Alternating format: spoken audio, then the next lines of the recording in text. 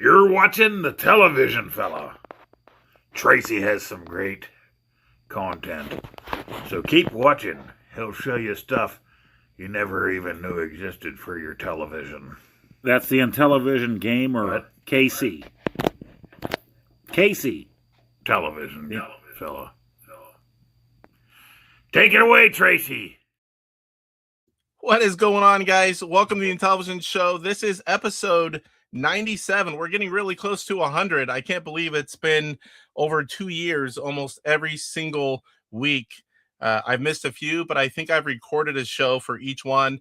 We are going to have, for this show, we're going to have Steve on to talk about his Sprint Manager software, which is an amazing piece of software that's helping everyone get these files right for the Sprint.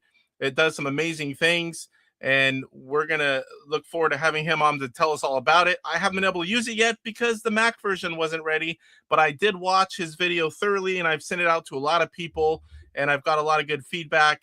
So if you don't know about that, you're going to tonight. We are also going to give away an LTO Flash, courtesy of Troy Cam.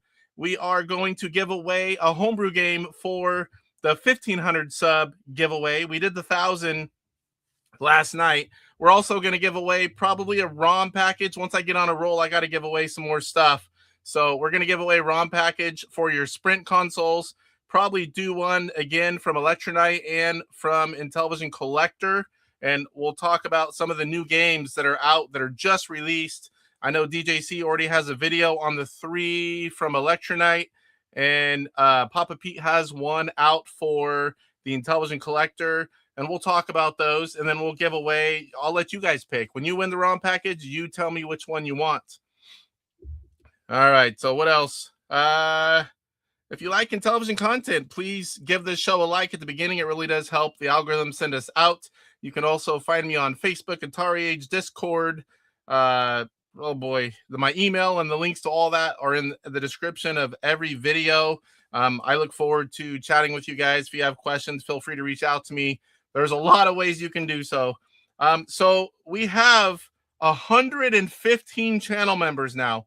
So yesterday with that video with Ben, my voice is still a little bit off. That was a 3-hour show. And then the next day, here we go. I went to work. So yesterday when we got done with that show, we're moving right now. And I spent a lot of time installing blinds, moving things around. We're moving into that 1,000 square foot add-on to the house. And I spent all evening doing that. And then I went to work today. I apologize for all the new members. I'm going to read the ones I've got, but we're at 115 members. There's no way I was going to type all those. So I want to thank the 38 members that I have in here, and that's Roger Matthews, Mike's Gaming Gala, TVsHasselhoff, GoGameGo, Metal Torso, eebuckeye, Michael Dougherty, Intv Fun, Rickster8, Retro Gaming, Mr. Poestyle, Kurt Bradshaw, Mark Bear, Retro Bliss Gaming, TORQ, Stephen Baker, Mike the Gaming Road Warrior, PJ Smith, Eric Lamb, Empty Pixel Gaming, Super Mega Grafx 64, TrulyOffensiveName, Bacon Ice Cream Productions, Off-Grid Arcade, Benvril, Savitor, Pierre, Gareau, Cammo, Ducky, Tom Jarvis, 8-Bit Widgets, Jonasness, GuppyCzar, IRgEEK, Lesismo 18, DJC Game Studios, Steven Johnson 1577, and we have Stokjock, Chris Cromwell, PT Rush 2112, and then we have like close to 100 new members. And I'm gonna have to do something different, because if I call out name-wise all 115 members, it's going to be like show over as soon as I do that. So maybe like Mike does it, how you throw them all up on screen. If I can fit that many names and have them be legible, I need to figure something out, because I don't want to spend 15 minutes calling out the names, at least for the next month. So show update. If you guys won something, give me a little bit. Like I said, as soon as I was off that 3-hour stream, it was honeydew list time. And I went to work today. I purposely am not reading or responding, because I need to make sure that I don't miss them. I'm going to go back, get the list of, we gave away a lot of stuff. We gave away 3 Sprint consoles. We gave away a CIB homebrew game. We gave away, I think, 4 ROM packages for your Sprint, or, other ways you play. So I have to go back, get the list, reach out to everyone. Some of you have already reached out to me. Like I said, I'm purposely leaving them not read so I don't lose track of them. But in the probably tonight or tomorrow, I'll reach out to everyone that won, because we're going to give away more stuff today. We're not done. This is great Christmas time at the Intellivision Gamer, and I hope you guys like all the gifts. And some of them were for me, but the big ones were not. You know, the consoles came from Ben of PlayOn, and the LTO Flash from Troy Cam. All the homebrews and the ROM packages, those are from myself, both as just gifts. And for the 1,000 and the 1,500 sub giveaway, which we're almost to 1,700. We're getting up there. It's amazing how fast it's went since October at PRGE. All right, so congrats again to all the winners. It's awesome to give stuff away. It felt good. Personal update. Like I said, we're moving into the 1,000 square foot edition. We've got a lot going on. I'm working today. I work today and I work tomorrow, and then I'm off until the 5th. We're going to see my grandson, some of that. We've got all the holiday stuff. There's a lot going on. We're gonna be moving for weeks, getting everything sorted and set up. I'm gonna try to get some videos out in that, but I got to try to juggle everything. Be patient with me. I owe you guys a top 10 childhood Intellivision game video. I need to get some more sprint content out there now that a lot of the testing. I've been doing a lot of testing. I've been doing scans for Atari for some of the manuals, box scans. Every free moment has been something going on, just set, and it's been stressful. But I've got it all done. When there's too much on your plate, man, it starts to eat at you. And there's a live poll, and I'll welcome all of you guys here in a second. There's a live poll asking, have you already tried the Sprint Manager software yet? A lot of you guys probably don't know about it yet. A lot of you do, but I'm curious if you've tried it. And that is the poll. Simple.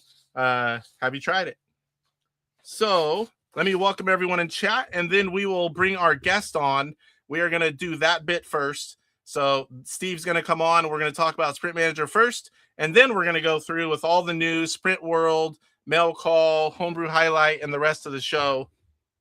And we're going to get a lot into the Sprint tonight, because last week, somehow I forgot to do Sprint World, and then I looked, I'm like, after I walked down, I'm like, man, I didn't talk about the Sprint. So I have all the stuff from last week. We're going to show you the new firmware. If you missed my video yesterday, we're going to show you some of the new features, which are really good. And we're going to go over a bunch of other stuff, Sprint related. I'll do a Q&A type thing as well. If you guys have questions towards that when we're talking about the Sprint, after I show you everything, we'll take some questions and try to get more information out there. There's a few new things that I just figured out, which are really going to help me. I've been unboxing stuff. I'm like, what is on me? Styrofoam pieces. And all right, let's welcome everyone in chat. Oh my gosh, there's a lot. First of all, we have two new members today. Adventure Mobile Cade. And this was this morning about 10:48, or sorry, 6:01 a.m. And then Tim Babcock 64 at 10:48. I guess whenever you have something set live, it throws them in there. Cammo Ducky, can't wait for the show. Casey, amazing. INTV updates and streams, top notch. Well, thank you, Steven. Benvril's here. Welcome, Benvril. Code Monsieur, these are the early birds. During your last live stream, 2 people opted out of their prizes. Are you going to redraw? I didn't see that. I have not seen that. I need to go through, and I'll be contacting everybody. If somebody did, then I will redo it on another live show and do the. I don't know how that'll work, because that's all. I have a new way to do it. After tonight, I'm using the wheel, but there's a way you can do a giveaway with everyone that's in chat, and it just picks. I kind of like the wheel, but entering 70-something names, that was a big delay. I wasn't expecting that many people. We had over 100 people in at one time for yesterday. Pete Gerbil, I'll say that part. PJ Smith's here. What's going on, sir? Kurt Bradshaw. I'm gonna try to get through this quickly. It's a big list. Mark Bear, Off Grid Arcades here. I was just watching his Miss Night Stalker video playing on the Sprint just a little bit ago, and someone asked, yeah, we're up to 115 members, channel members. That's crazy. Everyone was gifting memberships during the stream with Ben of Play On yesterday. Yeah, it definitely was, Bart. It definitely was. Mr. Chickens, what's going on? Silly Bartender, Zimzam Zucchini. Who is this guy? We got Marty Flamingo. Yeah, today's going to be the giveaway for the LTO Flash ROM cart, and I actually haven't seen it yet. It was sent by Troy Cam. I think it was complete in box, but I can't tell you for sure. It might be the cart, but that thing is hard to get and it's expensive, and he is giving it away, donating it to someone in the community. He really wants it to go someone that needs it. If you already have one or two, I mean, nobody's going to stop you, but he really would like it to go to someone who's in need.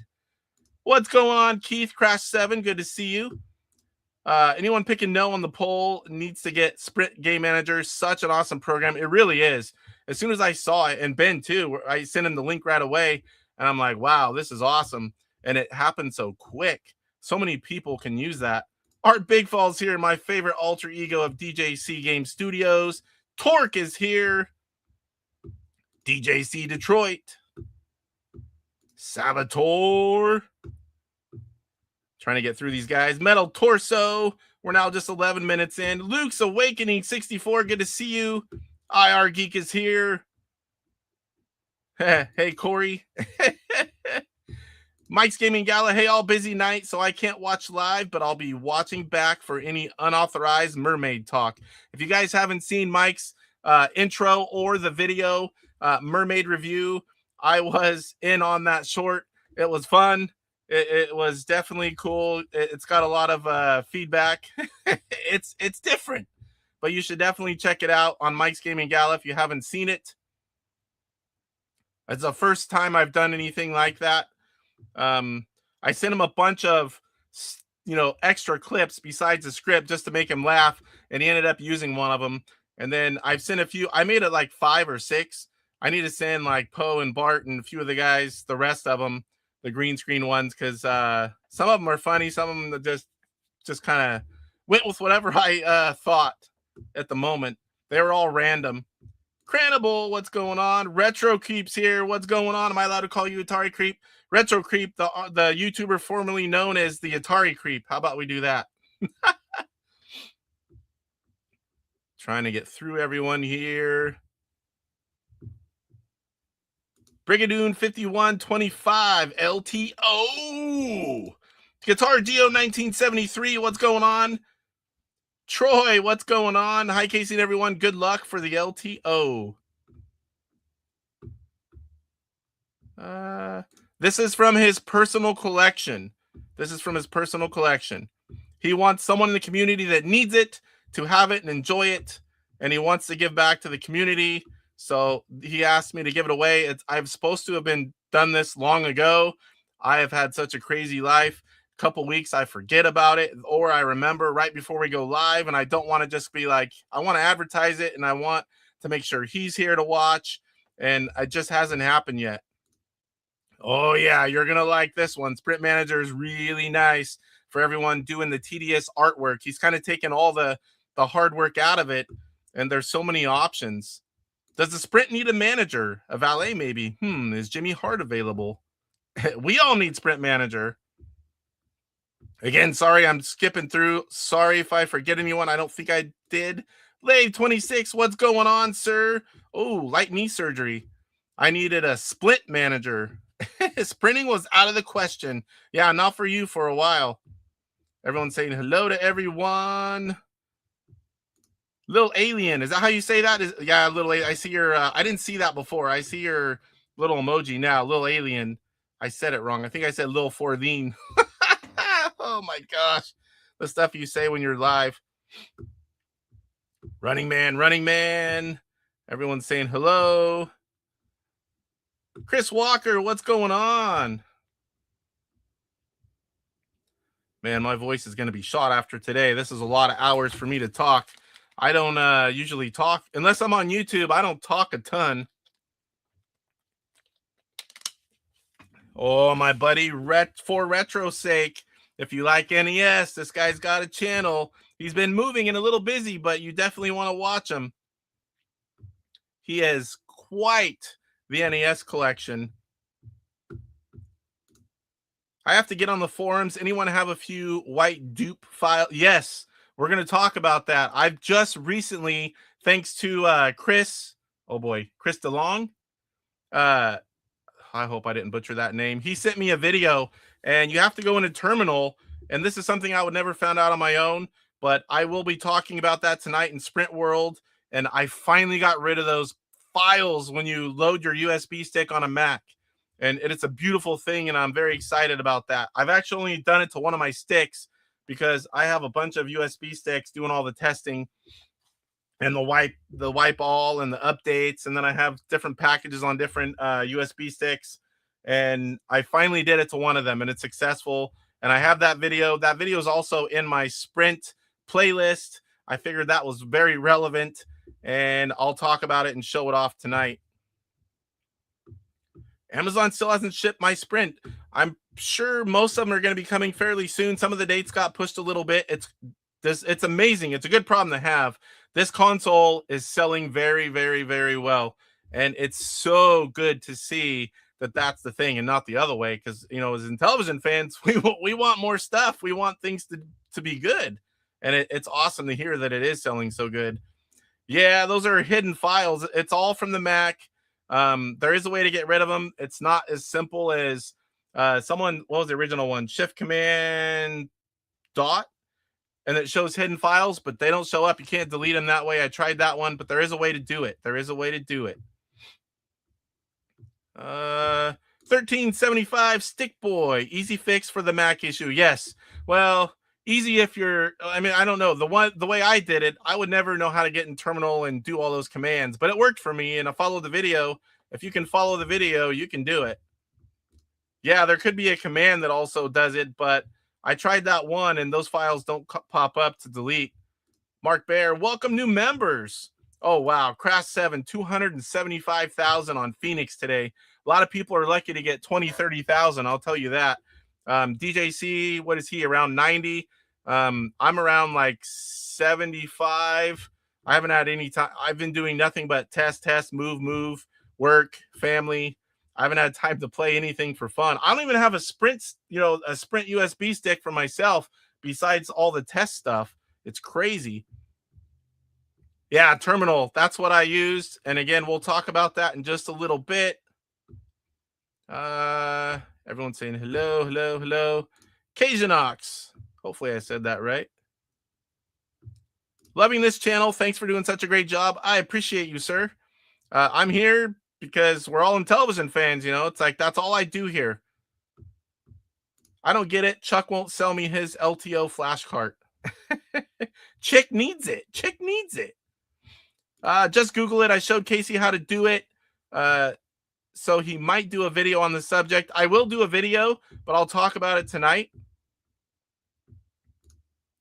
It is complete in box, has all the original ROMs and a ton of purchase ROMs as well. Definitely worth it. Hoping someone who doesn't have it, LTO, gets it. That's awesome. I haven't got to Luke's, but I already read it. Eddie Pepper, Mike does incredible intros on his reviews. Yeah, he does. It's a lot of work just doing a part of it and doing all the extras, how to move everything, set it all up. It was crazy.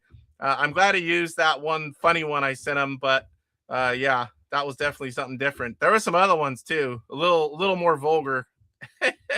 Luke, the Intellivision collector, what's going on? I give away 2. I need to contact you to see the best way to do this. Live yesterday, I gave away 2 ROM packages, and I have 2 winners, and I'm going to do the same thing again tonight. I'm going to give away some ROM packages on the show live, and then we'll figure out what the best way to do that is. I don't just want to send them money. I want to do whatever we need to do. Just let me know, and I'll do it. Retro Creep.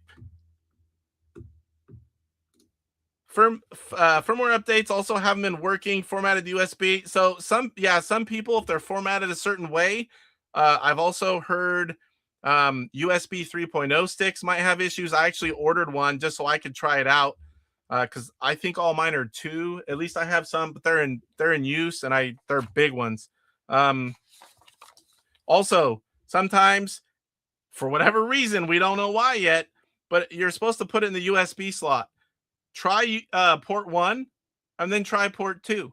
Sometimes the other ports are working when the other ones are not. No idea why, but some people are reporting that. So again, you got to have the update.zip file just that on the stick, turn the console off, put it in there, turn it on. It'll say updating, it'll say successful. If that doesn't work and it goes to menu, you definitely have a stick that's having issues, or try port 1, try port 2. Reach out to me somewhere on Atari Age. We're all glad to help anyone that's having issues. Bonjour, Luke, says Benvril. General Heller 83. Hi, Corey and chat. I can't tell you how big that Corey thing has gotten. Oh, it's hilarious. All from one little thing, and boom. Creepy Corey's Game Cave. Hey, this Game Cave is pretty cool, but right now I can't move in here with the house and all the stuff I buy in PRGE.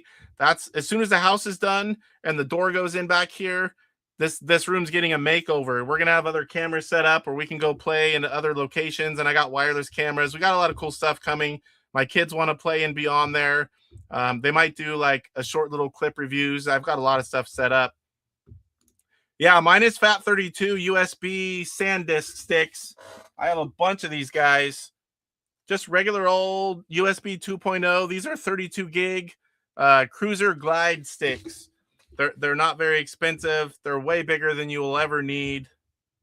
Howard, what's going on, sir? Good to see you. Still trying to get through all the chat. And we're going to get to Steve in just a second. I can see he's down there and ready. There's a lot of people here.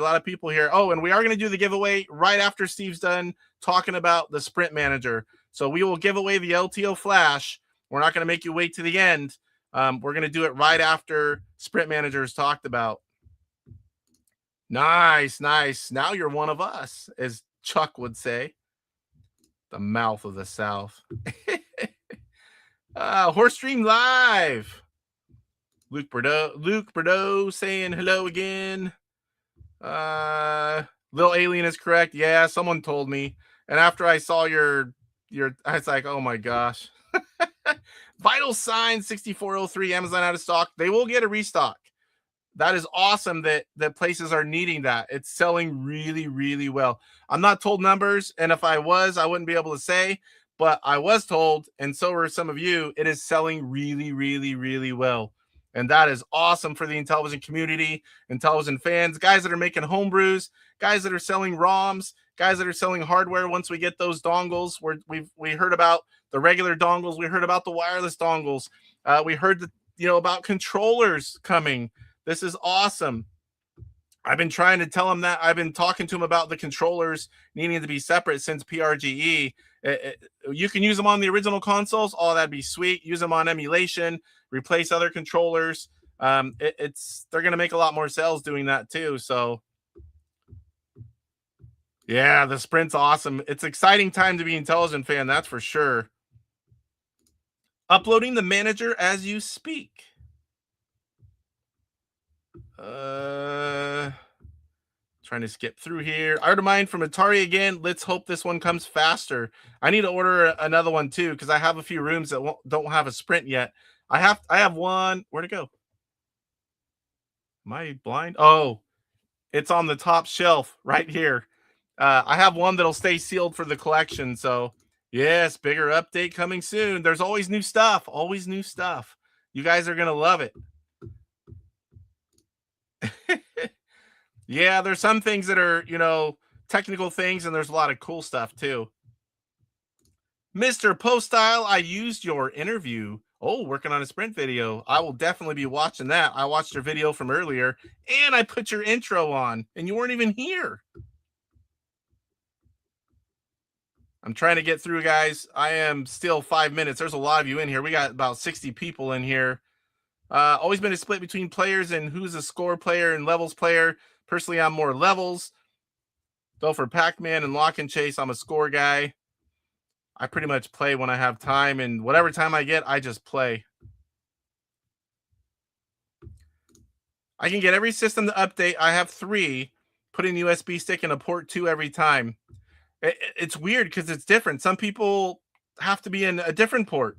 I've only ever tried the USB port. I only had one issue, and that's because Atari Age was doing something with so many update files being sent to me for testing. It started sending me the same one, we finally found out. And man, we were pulling our hair out for days. We thought we were going to have to delay the stream yesterday. Finally, late He said he sent it to me another way and it worked. And I'm like, oh my gosh, all that. And it was something so simple. Whoa, serial number 404. Once it gets to a certain age, your sticks don't work like they used to. I've heard that. Our Big Fall has a stick with issues, I heard. Little Alien using a short height Pony PNY 64 gigabyte and Samsung 64 gigabyte short height as well. They both require me plugging into port 2. Yeah, it's so weird the way it works out like that. And some people say I had to do port 2, or I mean, I haven't tried them, but does Intellivision have a version of Donkey Kong and Donkey Kong Jr.? Yes, they do. Several versions, and the homebrew. The homebrews are absolutely amazing. Let's see here. SanDisk Ultra Fit USB 3.2 Gen 1 and XFAT works fine. I'm in FAT 32. I haven't tried that. I'm not saying it doesn't work. I mean, obviously it does. But mine just worked and I just went with it. Was it Rami Butler? I don't know. I'm ordering my Sprint in February. Better late than never. Though it might take a little bit for them to come back in, depending on where you're ordering it from. Sprint Manager software that sizes all the information. Make sure you have all the files, but I'm going to let Steve talk about that. I'm trying to get through because I told him 5:15. It's taking forever. There's a lot of you guys in here. I'm going to skip through anything that's not. Is there a Sprint HR manager? Because I need to file a grievance on Casey. It's all his fault. I don't even know what you are talking. This is all Casey's fault! Oh, we are almost done. Any reason why the LTO isn't being produced anymore? They are still around. The person in charge of them is super busy and hasn't configured them so they can be sold. I don't know specific details, but I have been told several times. It's been years. I still hope for them to come out. With the Sprint, I don't know what that's going to change for a lot of things. Time will tell, that's for sure. I heard Tron didn't. Everything makes it, though. Everything makes it. You can side load. Roger, have all of my Sprints, but haven't tried them yet. Roger's probably working. He does a lot of working like me. All right, guys. So we've gone through everybody. That took a long time. So let's go ahead and welcome Steve, the guy who created a piece of software to help us all out, Sprint Manager. Let's give him a big YouTube welcome, guys. What's going on, Steve? Hello, can you hear me? Yes, sir. Loud and clear. Perfect. All right. So for anyone that doesn't know you, which I'm fairly new to you actually as well, tell us a little bit about yourself, background, or anything you feel like sharing, and then we'll get into the software. Yeah, my name is Steve, but most people probably don't know me. I'm not a YouTuber or anything like that. And I appreciate you having me on here, Casey. People might know me maybe from the Atari Age forums here recently as Evitz17. That's my name backwards with a 17. I got a Intellivision. We got an Intellivision when we were kids, 83 maybe. I don't know. I think we got, of course, it had the poker and blackjack packed in, and I think we got Night Stalker and Space Hawk that Christmas. And everybody else had Ataris. All my friends, that had them. And we had the Intellivision, and so just always fond of it. And then, of course, the Sprint came out and kind of has re-energized the whole community. Definitely. And when my brother had texted and said, "Hey, Atari announced this new Sprint console," and I was like, "Oh, that's pretty cool." And then looked at it, and I'm looking at the 45 games, and I'm like, "Oh, there's some good ones on there, but it's missing some of the ones we just loved, right?" Yeah. And then my other brother texted me and said, "Hey, it sounds like you can side load on this." And then I'm like, "Okay, let's Game changer. Game changer. Let's take a look at this." And sure enough, and then you had released your video pretty early on. That was I think at it's less than a month PRGE. ago, but it probably feels like more than that to you. Yeah, it's been a long few months, personal and as far as sprint and testing and YouTube goes. It's been a crazy few months. Yeah. And then I pre-ordered the sprint, kept getting delayed through FedEx. It was annoying me, but was like, yeah, I want to set these games up. And then my day job is a software automation engineer. So it's just natural for me to look at some of this stuff and like, I'm not gonna fiddle so much with this. There's a lot of tedious work there, and so then I just sat down for myself. It was really Sprint Game Manager kind of started as it was going to be kind of like manage the names of them. Once you have the int file or the bin, and you got that base name. I just was like, well, all these other files should just be named. And then I just kind of kept adding things. And I started using it. And I was like, I think other people could get some use out of this. I wasn't sure. So I just posted it, made a GitHub site and put it out there. And then posted on TARIH forums to say, hey, take it or leave it. If it helps you, I feel good about that. So, yeah, I've heard nothing but positive feedback from everyone that has tried it so far. The community was awesome. Yeah, it's great that you did this. I mean, it's great that you're capable. You did it for yourself, and then you're sharing it for free with everyone. I mean, that's just awesome. I know I'll definitely be trying it out, and we'll get to the reason why I can try it out here in a bit. Roger says, my brother said the same thing to me when he heard about the Sprint, Steve. I had to stop him from ordering it because I already pre-ordered him one for Christmas. You had to kind of subtly, prevent him from getting it himself. Yeah, don't do that. Just wait and see. You never know. It's Christmas time. That's right. What about overlays for homebrews and USB games? I'm not sure about some of that. The homebrews come with them. Yeah, there's lots of things you can do with that. Tofu says it's all Corey's fault. We'll have to get Chuck saying one. It's all Corey's fault. Does Off-Grid Arcade saying the search function for the correct config files is such a huge thing. Yeah, I saw that, and I didn't even realize this. A lot of the early games, it's just certain things. When you open up the config files, there's not much to them. So to have it where you just select it, I'm like, oh, that's cool. A lot of people are going to love that part too. But, oh boy, what was I going to say? Is there anything else you want to bring up before we get into the software? No, if anybody has something in the chat they want to see, but yeah, I think we'll kind of go in and I'll show it here, kind of as if you hadn't seen it yet. We'll kind of approach it that way. And I'll try to watch the chat and bring up questions every little bit, maybe pause or, and I'll try to, if we lose them, they'll be gone for a while. I'll try to bring up the relevant chat questions related to what you're talking about. So go ahead and share screen, and then I'll throw it up there, and then I'll let you have the floor here. It should be okay. Yep, there we go. There you go. And I'll be looking. I'll be kind of looking off to my right because that's what I'm sharing here is the screen that's sitting off to my right. But we should be looking at that anyway. I do the same thing. It looks like I'm looking off when I look at chat. I'm looking off to the side. Yeah, I know. So what I have here should be familiar, or probably is familiar with a lot of your viewers. You made this, and this I kind of wanted to start with this because Sprint Game Manager is really about building that USB for the side loading of Sprint games and just helping you do that. And there's a bunch of rules. You have naming rules. You have PNG file size rules.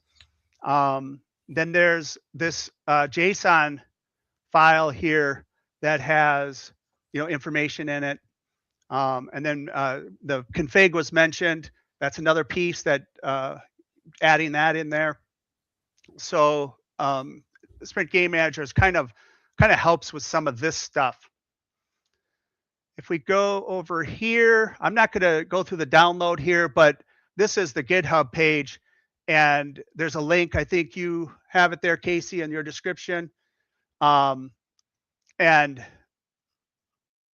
you're going to come down here, and I just put the Mac version out yesterday. My brother gave me an old Macintosh he had, and I was able to build it. Found a bug. I didn't test the Mac a lot, so I'm just going to kind of throw that out there. But if you know, I'll start testing it as soon as, like, probably tomorrow. I'll install it and start playing yeah, around. yeah, you could post on the Atari Age if you see something. I read those, and so there's a Mac and Windows version. Real quick, do you have that link to this again? Because where we shared it is the other test stream. It's not in this one. And then I can. I'll throw it in the description. Oh, okay. Yeah, let me grab it here. I got it right here. I'm going to throw it in our chat then, I guess. Yeah, the private chat. Yeah, the private chat. Yep, that's right. And then I'll So share it. That link there will always go to the latest release. I don't plan to do a whole bunch of releases, hopefully, but if I do, I'll do that. So one thing to mention, if somebody's sitting there trying to imagine what Sprint Game Manager is, I intentionally designed it or set it up to be a single exe, and this is Windows. On Mac, it's a .app file, but a single file. So you just download it and you put it somewhere on your PC. And once you have it there, then you can just run it. So there's not an install or stuff like that. I'm going to go here. I have a USB drive in my PC, and what I did is I took, and this is the pack-in games. These are the 45.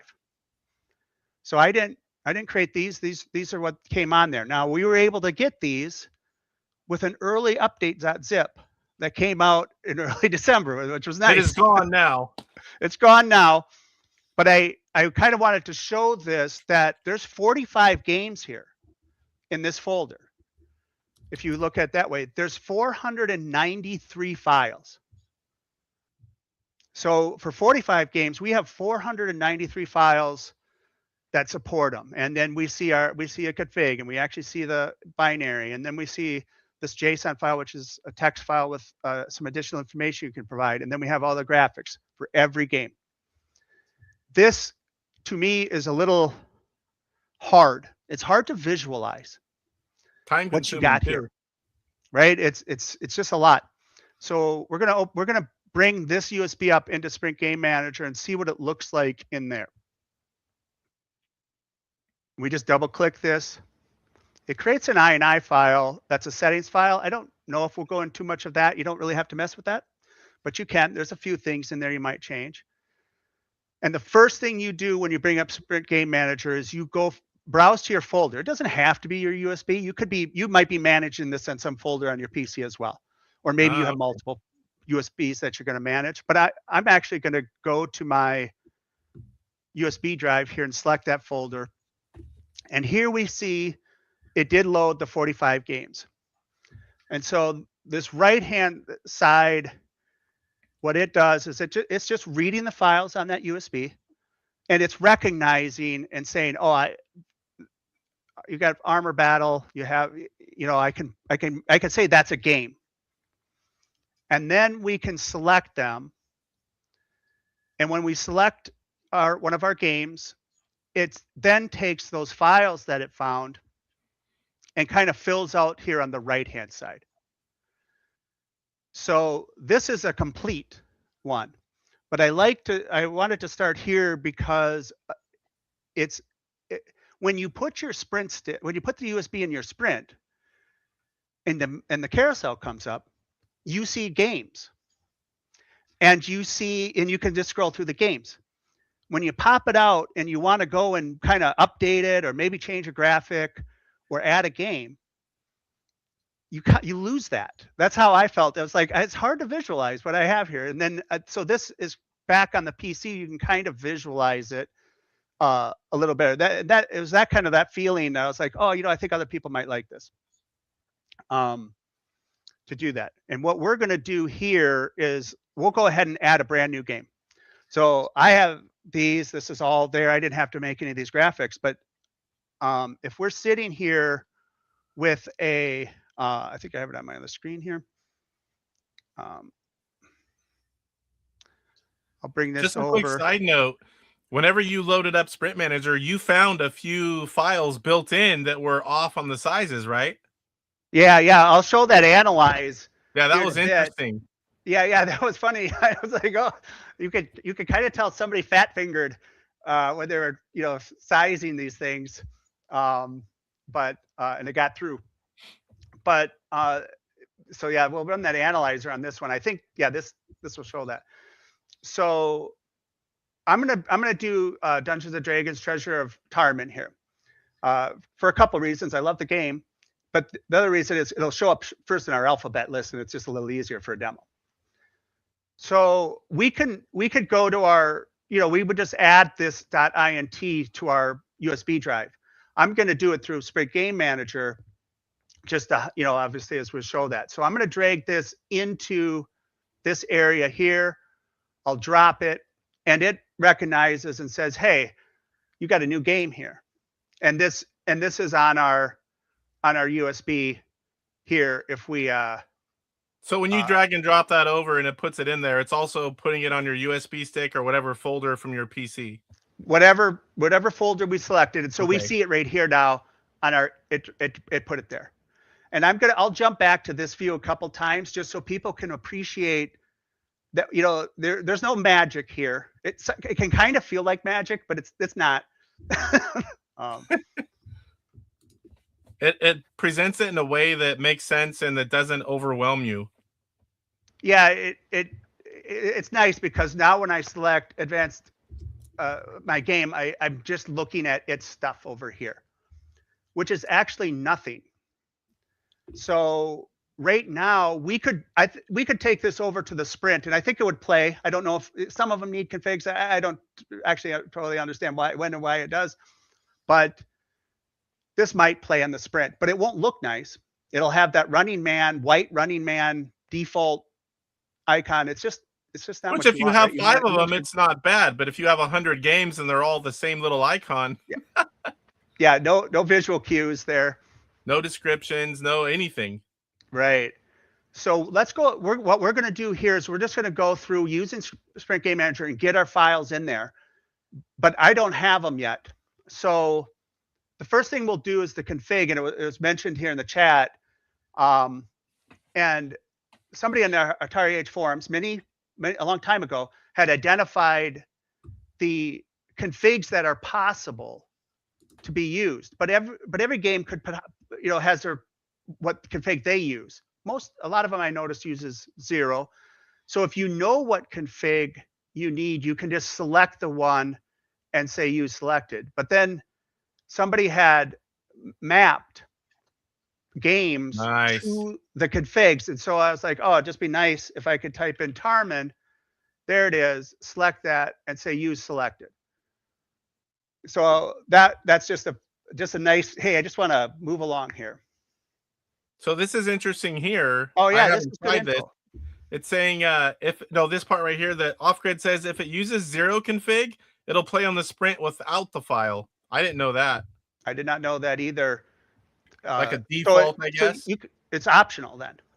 I haven't tried it. He's saying it is. He's one of the users that's using this already. No, I believe it. A lot of games work, and a lot of them use 0. So, then let's move to the next. We're gonna hold off on the graphics. We'll go ahead with this JSON file. We click this button, and we get our JSON built underneath the covers, named correctly. That this is to avoid all that fiddly stuff with the names. And I'm going to go ahead here and go to the web. For this example, I'm going to use the Launchbox information, but there's a lot of sites out there where people might curate their stuff. And we're going to go into Dungeons and Dragons, and I'm going to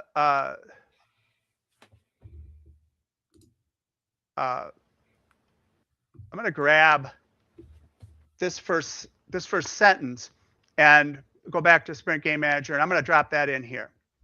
And the year 1982, I could tell that from the name. And forgive me if you've already said it and I missed it, but this is creating the JSON file, right?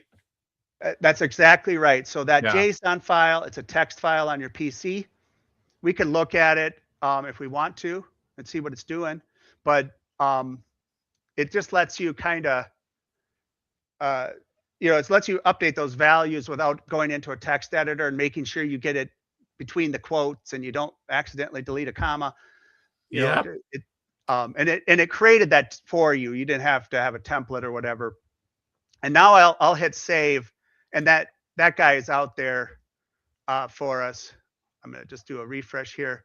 There's our JSON, and it'll show up. This name is a display name. If you didn't have this JSON, it would use the file name. But now this name will be the name that shows up. My understanding is this name also determines the sort order when you're sorting alphabetically. Yes. Right. Yeah. So it's that display name. So you can name it here in this JSON if you want to manipulate a little bit by the name where it lands. That's particularly interesting, I think, with the new folders feature that's coming down the pike here. That's the JSON. Now let's go to and add our graphics. I'm going to go back to that same site, and we have the box art. We could use this box art, but I'm going to go ahead and use this one. This one looks pretty sharp here. One of the things that I wanted to do with Sprint Game Manager is I didn't want to have to, download this and edit, put it in a photo editor or image editor and do all that. That's what I've been doing. Yeah. Which it isn't hard once you do it, and you can kind of get almost a cadence, but it's tedious. Even whenever you get good at it, like I've done so many doing all the testing and showing for videos, even when you're good at it, when you start getting a lot of ROMs, it's very time consuming. It's time consuming. And so what you can do here is once you find an image, any of these images, once you find an image you like, just right click in the browser and do a copy image, get it in your clipboard. And now in Sprint Game Manager, we have, in every one of these, we have a paste. It will take that in your clipboard and say, fine, I'll create your PNG in this case, and I'll size it. For the box, we just create the small box right away too. And we go out here, do a refresh, and we got our guys, and they're sized like we want them, and they're named right. That's a nice thing. Everything automated. Yeah, the one thing I would say about automation, because there's a lot of different ways, and people might write scripts. This makes no decisions for you. It automates some of that tedious stuff, but it's all your choices. It's not. It doesn't guess. It doesn't say, oh, I'll go and curate files for you. It's really empowering the user. It's almost made for people that want to curate their own carousel in a way, that people that actually like to do it. But you know what I mean? Like, I'd like to do this, but I don't like to size 10 images. Yeah. Right. Let's talk about QR code. That's typically a manual. I wanted to kind of highlight something I've been doing with this is, I'm sure, Casey, you have every overlay ever made, physical overlay Pretty in close. your place, right? A lot of times, a lot of people aren't going to have the overlay for this game, right? It's just handy. What I've been doing is, instead of putting the manual in that QR code, I've been coming here and grabbing this and doing a copy image link, and coming here and doing a URL, pasting that URL here, and putting that one in there. Because when I start this game, I'll put my phone up to it and get it on my phone, so I have a reference next to me. Yeah. Because I don't have the overlay to slide in. So that's just something that I thought of it. I was like, oh, you don't have to do a manual. Frankly, you don't even have to do a QR code. You could put a different image there. But when you're doing the QR code and it's going the Atari games, it is loading more than just a game manual. At first, it was said game manual, but it's loading a bunch of information. A lot of it's still being populated. I'm one of the ones helping with that. Oh, nice. But it is going to more than the manual. Real Oh, quick, okay. I had someone leave a comment, and I don't want to forget about it. I think it was Tofu. Would it be able to add high score configs? Yeah, let's since that's asked, I'm going to go to Boulder Dash here. It's down here if it's in Nice. there if it's in there already. So that's, I think what this person's asking is, can we have maybe a button that says add save high scores? So that's adding that line saying save high scores equals true or whatever that is. That's adding that line to the JSON file. I think it would be nice if it added it. I hesitated to do that because most games won't use it. And I was afraid that people might see that option and go, oh yeah, I want high scores saved for this game. I wonder if does it hurt anything to have it there on games that don't need it? I don't think so. They'll just be like, hey, how come it's not saving? There are a lot of homebrews that do save, whether it's your progress or high scores, but not all of them by any means. I might add that there's a new setting coming too for the options. But if it's already in there, we'll show it. But no button today to magically add it. You'd have to edit the file and put it in there. But if it's there, if you have all those files, what I did, and I'm not anyone technical, I just copied the whole line and pasted it in the same spot on another JSON file, and it works. Agreed. Yep. And just to be clear, you edit that in almost any text editor. Right click, edit in text editor, and it should pop it up. If I can do it, most of you can. Yeah, and for those more advanced settings, in a way, I think people will, those folks will be able to do it. Let's go ahead and grab our other images. I'm going to grab the actual image this time for the overlay. If we look at Armor Battle, of course, they offer, you can double click any of these images here to kind of get the full size. So they do this technique of putting the overlay in a controller. So I did have this build option here, and you can kind of paste the image in or browse to a file, but I'll just use the big overlay since I've already set it. And Sprint Game Manager tries to lay it in there as best it can for whatever image you happen to have. So that's a way you can get those if you don't want to build your own. And then the screenshots, we'll just go grab a couple here. Paste that one and do the same here.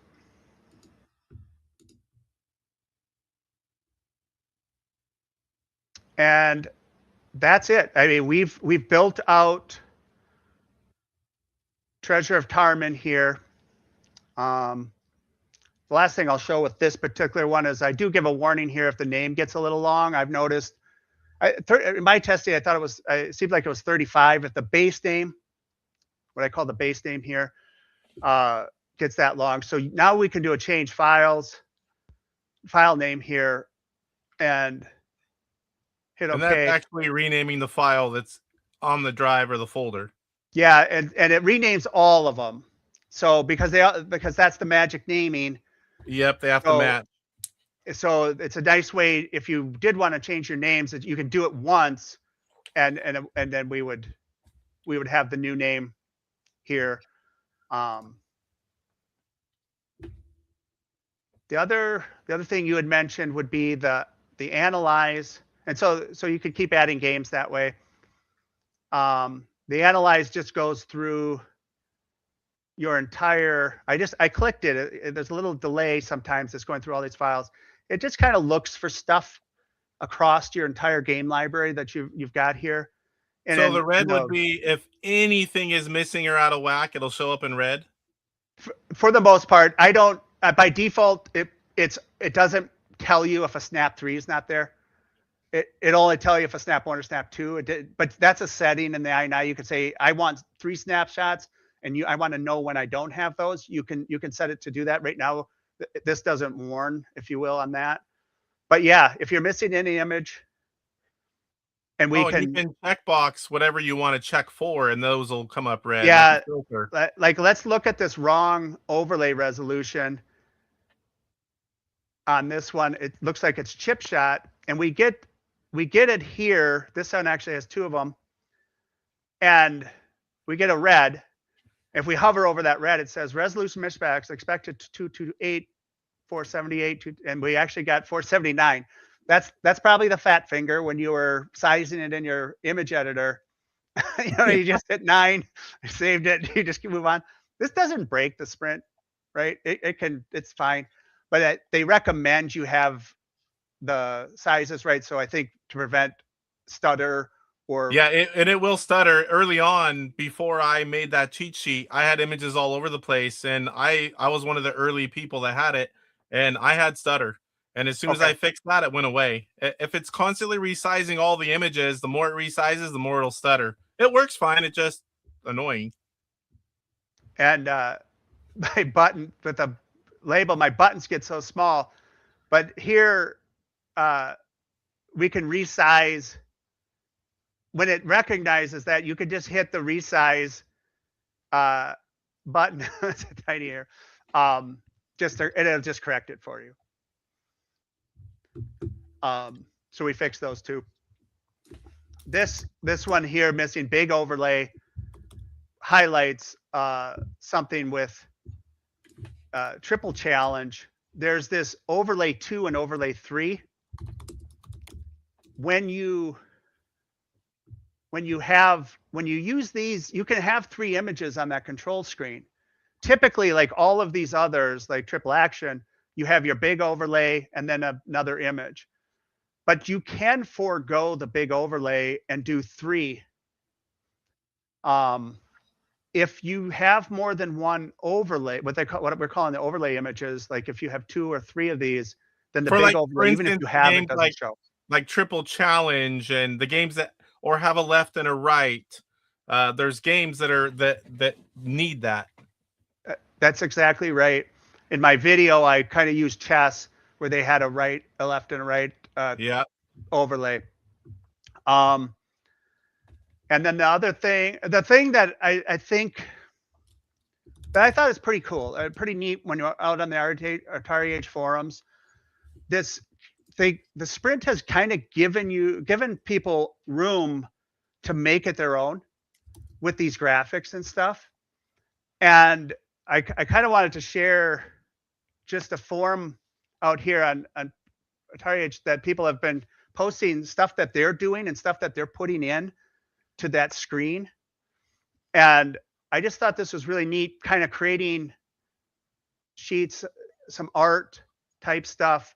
So it doesn't you don't have to put the controller over, the overlay in the controller that way. But one side note, I don't know how Sprint Manager does it, but if you have a different size graphic, you have to put the bars, or does Sprint Manager do that part automatically? I can't remember. Yeah. So let's do that real quick on our Treasure of Carmen. Yeah, that's a great question. So I was doing that in Photoshop early on. Yeah. So let's look at that. I'm glad you brought that up. So let's go over here to our thing here, and let's grab this. Let's say we wanted this image. It just is something we wanted in our game controls when we do it. So I'm going to go ahead and paste this in here, and we get this stretch effect, right? This isn't really what we want, but it's the right resolution, right? So that's a long cart. That's a long cart, right? It looks funny, but we want that resolution, this resolution. So what I put in here for these, because I knew people might want to put fun stuff in there, Easter eggs, you could put a picture of yourself or your kids in there for fun, and they would maybe go in there and see it, and they would enjoy that, right? So this keep ratio, pasting it over the top, what it did is it took a blank PNG and put this inside it so it didn't lose the resolution. And now when we look at it, the image is the right size, but we kind of put those bars, but it supports transparency. So these are transparent.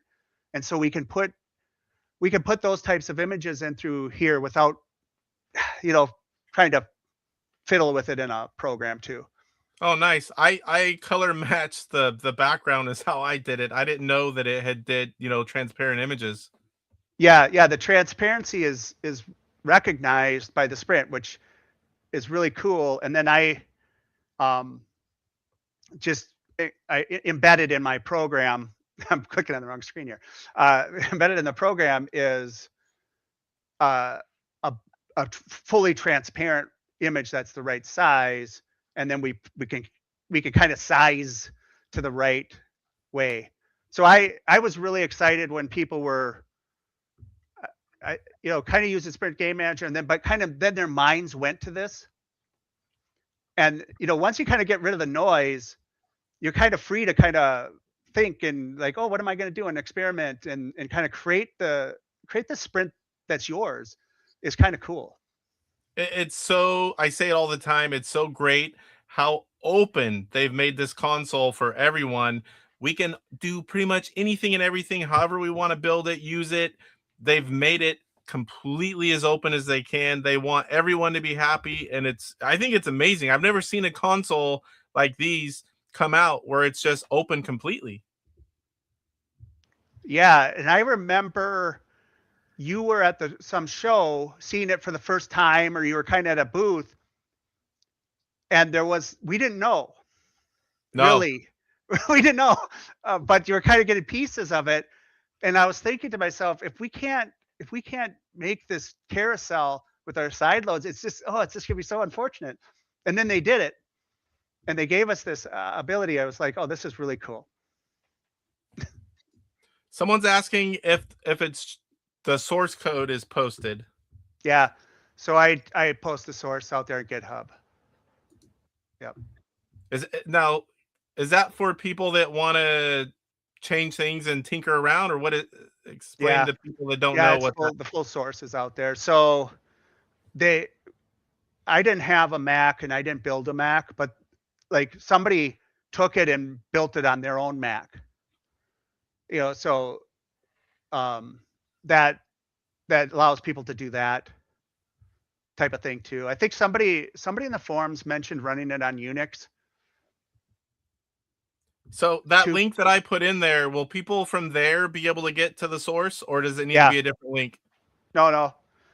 The link you provided is the best link for just people that are like, look, I want to just start using it, right? Okay. Yeah, that link's in the description of this live stream, guys, for anyone that wishes to go and check it out. But anybody that is talking about source code, they'll know what they're doing. They'll be able to click here and get to it. Yeah. I the average person, don't worry about that. But if you're that, and yeah, for the Mac user, I'm going to try to every release include a Windows and a Mac build from here on out. I appreciate that. There are a lot of Mac users. I mean, I have both up here, but my main streaming computer, it's a Mac. Yeah. I didn't realize I needed a Mac to actually build it. So I was hoping I could just do it. But yeah. I must be coming in late. What is Sprint Game Manager? It's basically a piece of software that Steve here created that lets you organize all your Sprint files, resize them. It pretty much does everything you could want to do and makes it super easy.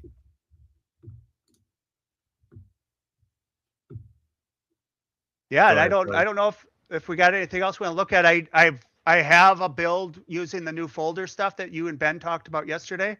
Oh yeah, if you want to show that, that'd be nice. So the new firmware, guys, we'll talk about it in a bit too in Sprint World segment. But he's already got software set up that utilizes folders now. And I think he posted that to the Atari Age. It is posted on Atari Age this afternoon. So this is kind of maybe a sneak peek of what I'm kind of thinking about for that. I want to get this out pretty soon. There's a lot we could do there, but Bart says it's such an amazing program. You're awesome for putting it out there for everyone. thank you. Yeah, the community's response and stuff has just all been so nice. Oh yes. Four String says thank you, Steve. Everyone's loved it that's tried it. Yeah, I always say if you stared into the belly of the beast, meaning you did this for some games, but they kind of the old-fashioned way and stuff, you do you're like, oh geez, you know, you have PSTD for doing that. Yeah. What am I looking for here? Where's the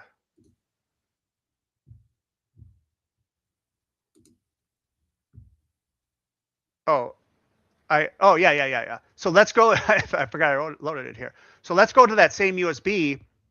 This is with a version that is not out there yet. So we'll put a new version out this week sometime. But this has the folder support. So we have a new button here. If you'll notice, I say game, because how the folders work on this, how the folders will work on the Sprint with the new update is they kind of act like games, but when you enter them, they actually show you what's inside them. And we'll go ahead and create a folder. I'm curious how people will use folders or how people will choose to organize things. I'm gonna call this family favorites, and we're gonna have a folder of that where we put our family favorites in it. We can go in there and then there's just those, you know, or something like that. So we can create the folders in here. It's just creating a folder. Just you could go to your USB and do it too, and would see it. And now we can move. I've added multi-select, so we can kind of go through here and maybe pick, you know, the ones that we want, and we could drag them up into family favorites. If it works for me here. I'm not sure what the stutter was there. Apparently I got to test this more. Yeah, okay, it's just slow. So it moved. That's why it's not out yet. That's right, right. Look, I don't have a group of testers or anything like this, so it's got its warts, but you know, I try to, you know, so it just kind of works. Hopefully pretty good. So here what happened then is we can move our games around through here if we wanted to, but family favorites, which is a folder, also has all of these files. Yes, all the same attributes. You can do the art JSON files where you can have a description, and it's pretty cool that you can have all of those for the folders. And I had, where I don't know. So far, I've just done artwork, and I did a couple quick ones just for that stream yesterday after Ben told me that you could do that. And then afterwards, he tells me about the JSON files and all the other things. Right. So it's the same games. Or I mean, the same files. Yes. For that. Same box. It's the same. The art for the files, the folders, is the same as for the box art, small and big, same size. Yep. So all the same files. It'll have the same screens. You can even do the game controls is in there, and so the JSON you can set up. You can now do text for players, and then my new build, that's a little fix coming. It used to be a numeric 1, 2, 3. In this latest build coming out, they support putting in something like this. So now, I asked for that feature to be put in there, and I told them that the amount of players is pretty important, especially for new people. They're going to be loading up baseball and like, why isn't this working? You know, it's like, so they said it was a lot of work. So I provided that list of all the players. Oh, you did? Yeah. And then also the publisher that switched. I put Mattel and Intv Inc. And I know a lot of you guys have seen it already. There's some years that are wrong. I'm now working on getting a year's spreadsheet so we can correct. They're like a year off, or it's something small, and it's not a huge deal, but I mean, you want to get them right. Yeah, that was a great ask for being able to put this as text string. Yeah, because I mean, some are only one, some are only two, some are 1 or 2, and then you have like skiing that are 1 to 6, and I know there's other games that are different, and it's good to know. So that'll come. So that's kind of a sneak peek at kind of the folders. You can here I'll save my changes there, but here I also added this move, and you could actually say, well, I'm gonna put in maybe family favorites, and then you could put maybe members of your family here as an example, and you can from this menu, and this is always a move over here, but you could say, I actually want to make a copy of the game into another folder and actually have the game live in 2 places. Now, granted, it's a copy of the files, so if you wanted to update them, you'd have to update them in 2 places. But I give that ability here to kind of make a copy. And then the rename of the folder too would rename those files that are so like if you had a game that was in family friendly, but you also had a folder called Mattel, or another game that said, you know, action RPGs, you could have it in multiple areas and just make copy. Is that? Yeah, you can. Yeah. So kind of like if you had I could imagine like a folder of, like I said, like, you know, Junior's favorites, Mrs. favorites, right? You have, and they both like Lock and Chase, right? So you know, then maybe you'd have a copy. So there was. So is it creating, like, say there was a game was in 7 different folders, you have a big family, is it creating all those files 7 times over, or is it like a reference? Well, it's how it works, it would be 7 times over. Okay. So but theoretically, you could also have their own artwork and stuff. They'd have their own artwork and stuff. So the idea here is Night Stalker's built out, or let's take Buzz Bombers just as an example. I can move this to family favorites, but click the make copy. So it's leaving it where it currently is and making a copy into the favorites. Now we see Buzz Bombers here. Yes. And we see Buzz Bombers here. So it is in both spots, but it literally, I keep going to the wrong thing here. Whoops. If we look here, we have the Buzz Bomber files here. And then if we go into family favorites, we also see the same files here. So if you would change one in one place, there's no magic that it knows where all the other ones are. You'd have to go to each one if you want them different. But it would allow people to customize maybe their extra graphics themselves if you wanted to go that far. Yeah. So here's something from Luke. He just tested it. He said it found out that if you put the save game flag in the JSON file, it'll prevent games from booting up. Not a good idea to add them to every JSON file. And he said certain games, I asked him, you mean on games that do not save? He said certain games, one from another publisher that is supposed to save high scores, won't work if you put the code on. And I'm wondering what the correct way for that is. The only way I know of currently is to do that JSON file that I just copied the code from Boulder Dash. And it's worked on the few games that I've done, but I haven't done many. So that's definitely going to be interesting to figure out. That comment there kind of speaks a little bit why I didn't want to just have a button that people click and not know why they're putting it in there. Yeah, create a new problem. Yeah, and so that's where my hesitancy lied. I appreciate like wanting to quickly get it in there, but if you do have it in there, I will show it. Codemaster is asking, will Game Manager or Sprint Manager run under Wine in Linux? Somebody I haven't tried it myself and I haven't tested it on there. Somebody in the community said, yeah, I got it running on it. Or they run it on Linux. It's it's written hopefully to allow that. The Macintosh, my understanding, is close to Linux. So if it or kind of almost a base on that. So, but I don't put out like a Linux build of it that somebody can just download. He said, "Cool." So, do you have plans as this evolves and things change? I'm sure you're going to keep updating this, right? Because you use it for your personal use as well as letting everyone else have it. So I'm assuming that your updates are going to follow with the changes that are made. Yeah, I'll try. You know, I'm doing this for fun. Yeah, and for your own use. Yeah, that's right. So, in my free time, but I enjoy doing it. I understand that part, believe me. Yeah.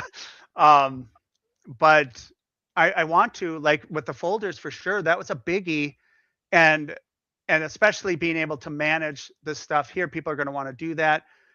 Yes.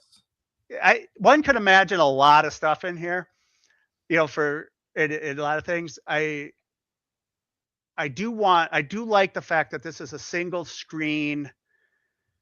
Not too much here, really kind of holding in on kind of the specific things. I don't want to go crazy with it either. I don't want to create a full-fledged file manager, but for sure, I hope to kind of keep it going along, you know, if they do make other changes that kind of relate to the side loading. So one thing I want to add that I found out the hard way, once I saw that you could add multiple overlays, I tried adding a forced snap. And I don't know if everyone would have the same results as I did, but when I added a forced snap, none of my snaps would show up. And even if I take it back out where there's only 3, nothing would show. I had to wipe all to fix it. So yeah, don't add a forced snap, guys. Or if you do and it works, let me know. But it didn't work for me, and it took all snaps away. Yeah, I'm glad I didn't do that here. Yeah, I figured, why wouldn't it work? Snap 1, 2, 3. I just tried 4, and nope. Yeah, I don't. I tried to be sensitive to destructive or, like I said, this kind of just adds things. I don't have, you know, somebody could be like, oh, can we delete stuff in here? And I kind of shied away a little bit from that. I was worried. I didn't want to delete people's stuff, you know. And yeah, I think what you've done's great. Do what you think's right. It's for you. Yeah. You're putting it out. Suggestions at work, that's awesome. But yeah, definitely, I think it's a great piece of software. A lot of people are using it, and I think the more it gets out there and the more people that talk about it and show it, I think even more people are going to be using it.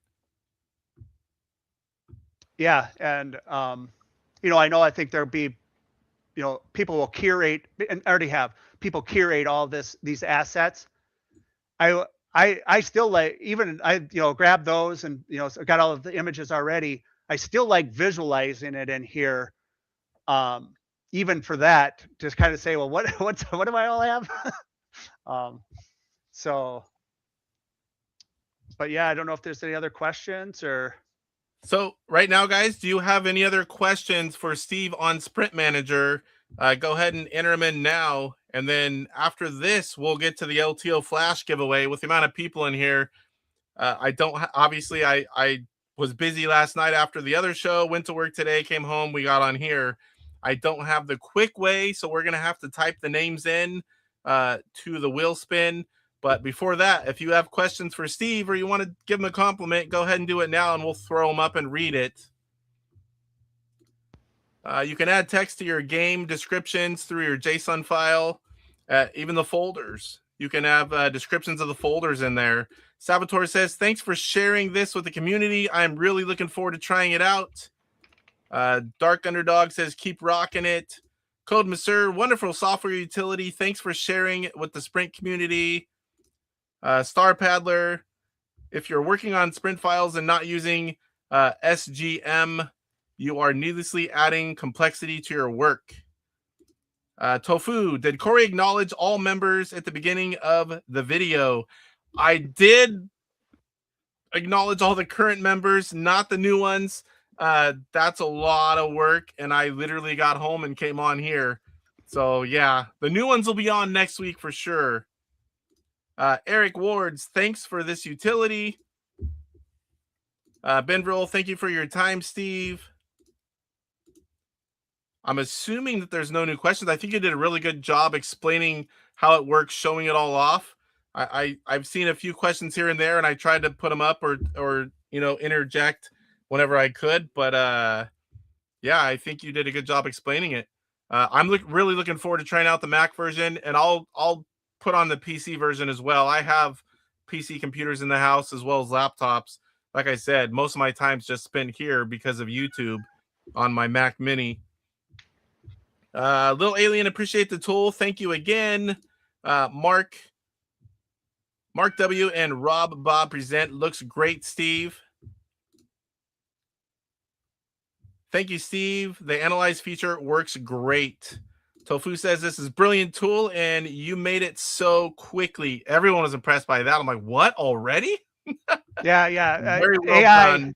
AI get some thanks in that one. When you start making this stuff, it's like, oh, how do you merge two PNGs together? Oh, okay, it tells you. Right? Sweet. For strings, this live stream serves as the perfect tutorial. So Steve has a YouTube channel, and I don't think I put that in the video, but I do have in the description, but I do have his video explaining everything in great detail in the Sprint playlist on my channel. So you can definitely go find and support his channel as well. Follow him to see future updates or whatever he's doing. Yeah, people don't have to follow me, but I'm sure they will. welcome to. Appreciate the video. Thank you, says Cajanox. The real cell block. Look forward to using this when I get my Sprint. And Dark Underdog's asking, what AI did you use? Yeah.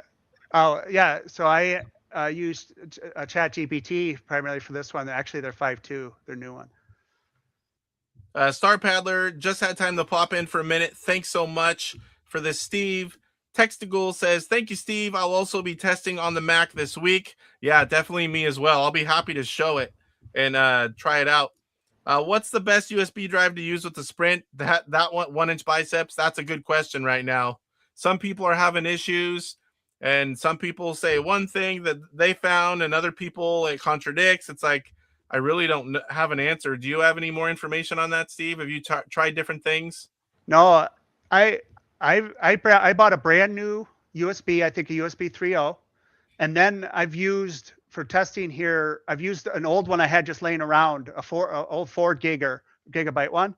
Both of them are fine for me. So I'm using the SanDisk Fat 32, I think. And just the ones I had laying around, and I bought more of them, and they've worked. Some people report problems with USB 3.0 sticks, and then some people, we were told to use USB port. Some people, it will check them all. Some people say, mine didn't work on that, but I put it in port 1 or port 2, and it worked. But it will not work in a certain port. It's an oddity for sure. Yeah, I've got SanDisk. That's what I have. Intv So Dak says, definitely a time saver. Mini thanks. Harvey, you're late tonight. Harvey Decline, there's a programmer as well, does a lot of such things and boards, and good to see you, sir. Atari should just source and sell a compatible stick with the Intellivision branding. There's lots of things that might happen. We don't know. But definitely, anything else you want to add, Steve, before we move on? No, I appreciate it a ton here, Casey. This was fun for me. Yeah, this was fun, and we got a personal firsthand look at the software. You've done an amazing job. You did an amazing job tonight, showing us, giving us a glimpse, and showing what it can do. And I think you're going to find a lot more users after tonight, and probably in weeks to come. I had a bunch of downloads today after you had posted your thing. I'm like, oh, okay. Yep, I have a pretty good ear on the Intellivision community. There's only a handful of us, and the Sprint is a really hot topic. So, I mean, and it's such a great product. Everyone's doing tedious work, and here you've got something beautiful and free, and someone that's well planned and you can just get in there and click, click, click and get a lot of stuff done. I can't wait to try it myself. Yeah. All right, then. Well, I thank you for coming on, Steve. I thank you for giving me some of your evening.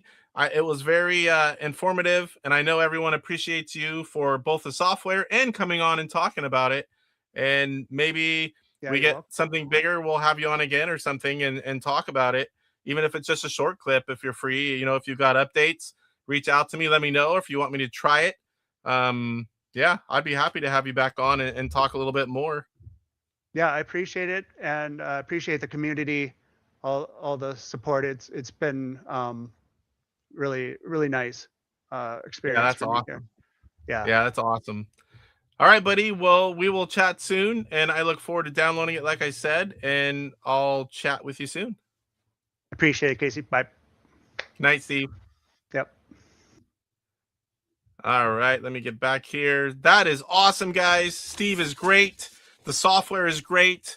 I mean, obviously, as I said, I haven't tried it myself, but I've watched videos. I've talked to other people that have used it. Everyone loves it. He did an amazing job, and I really appreciate, whenever people in the community do something that helps everyone. It really is an awesome thing to see. And before we go any farther, we are going to do a giveaway. We're going to give away that LTO Flash from Troy Cam, and this is from his personal collection. It's everything he's bought. It's all there. Let me make sure I didn't miss anything. Poestyle saying, thanks, Steve. New firmware. Yeah, the color palette. That's pretty cool. Everyone likes something different.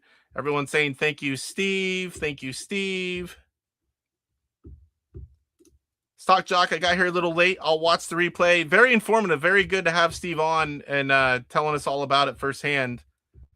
Does anyone know how to... you're talking about the files or getting them to work? Because we can talk about the latter. And they are on some of the collections. We'll get into that because I just recently, through other people, have those working. Very stoked to try to load ROMs in a couple days when my spin arrives. It's a lot of fun. It's fun tinkering. It's fun getting all the files. It's fun seeing the stuff you worked on and then loading up the Sprint console and seeing all the display things and the art and the descriptions. It's like I really enjoy it.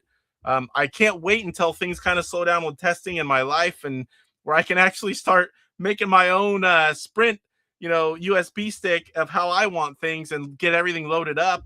And I'm going to have a Sprint in pretty much every room here shortly. And I need to get the games done. Yes, very nice guy. All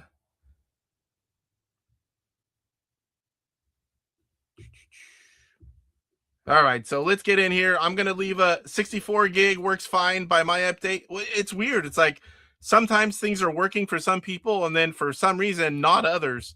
And there doesn't seem to be anything that you can just be like, oh, okay, we won't do that or we'll do this. I think there's a lot of variables in this. All right, so LTO Flash giveaway courtesy of Troy Cam. Courtesy. So here we go. Try to limit comments for a few minutes, guys. This takes a while. We've got a lot of people in here. I've got Crash7. I've got Bears Fan Goomba. I've got Charles Dysert. So simply comment. Give me a few minutes. No other comments, please. If you want to enter, please enter. Please, whatever you're going to put.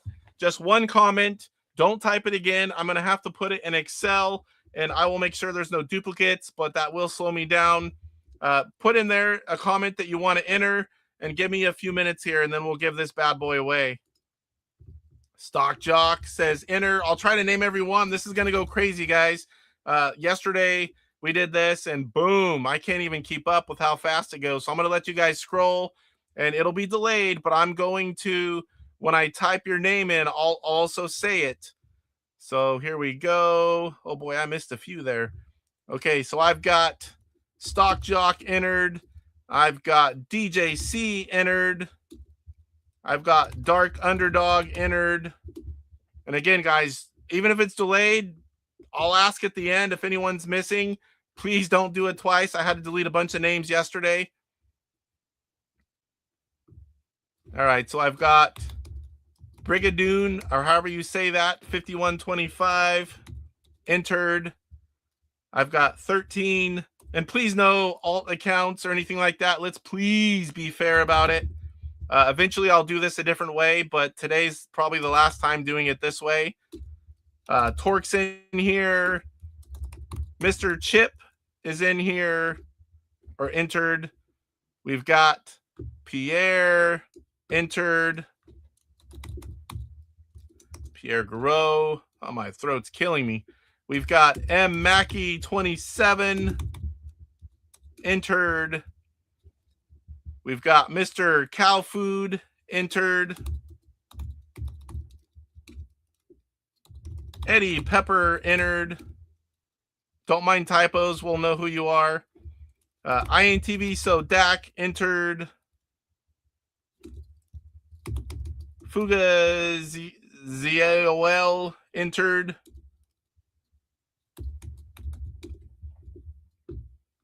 We've got Mark W and Rob Bob Present entered. That's the longest name I've ever entered in the wheel. Mr. Poestyle, he wants that LTO Flash. Kajanox entered.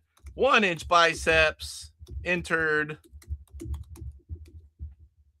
And if I haven't said it enough already, I really want to thank Troy for giving this back to the community and for doing it on the channel. It is not me giving this away. This is coming from Troy Cam. All right, 1 Inch Biceps. We got Mark Bear. We've got Tech Stickle. I know Poe loves that name. Mr. Chickens. And I'll show you guys the names before. Let me get them in here. Derek. And just in case, we're going to... Derek. And then I'll just put ND6EE. We'll definitely know who that is. Sarah Jean C. Metal Torso Gaming.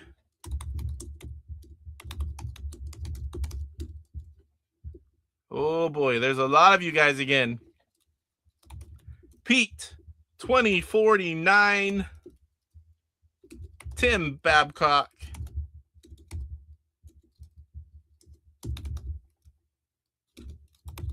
Eric Wards.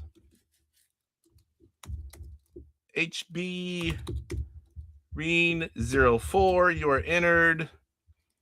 Off Grid Arcade. Stomach's growling. We still have a long ways to go for the show, too. It's going to be a late one again. Code Monsieur. Don't want to typo your name. Savitor. H. Breen. Got you. We got Steve. Moonar 7494. Little Alien. Aussie 5940. Luke wants the LTO Flash. Luke, Intellivision Collector. I almost wrote Intellivision Gamer just out of habit. Cranable. Oop, get back over there. Cranable. Matt Stanton.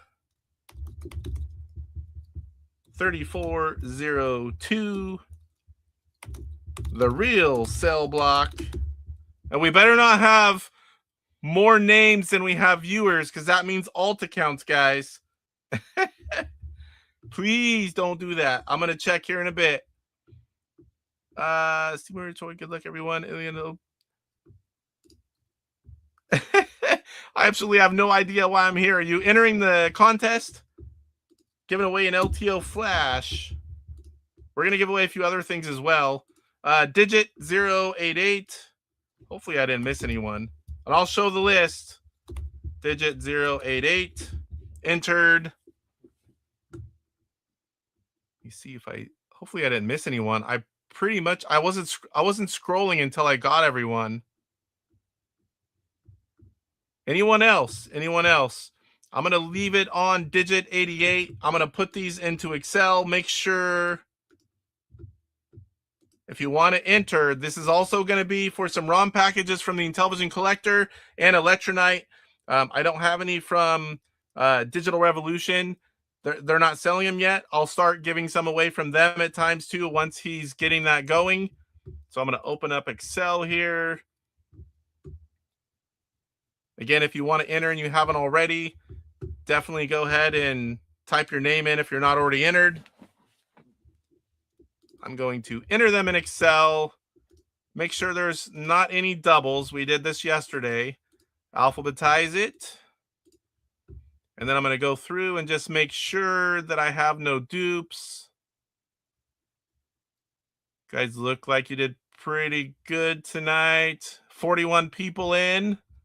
We don't have more people entered than we have viewers, which that's a good thing. All right, so let's see here. Kurt Bradshaw says, I have 2 LTO cartridges. Don't count me in. That's very nice of you, Kurt, because he really does want it to go someone that's going to not just resell it, someone that wants it, someone that's going to use it. It's a great piece of hardware. I was scrolling with you. Digit was the only one I noticed you missed. Okay, he's in there now, definitely. Tofu, are you saying just for the raw or that's going to be the same list? You can only win once. Okay, so we got Roger Matthews, and I'll spell your last name right tonight. Hawks fam.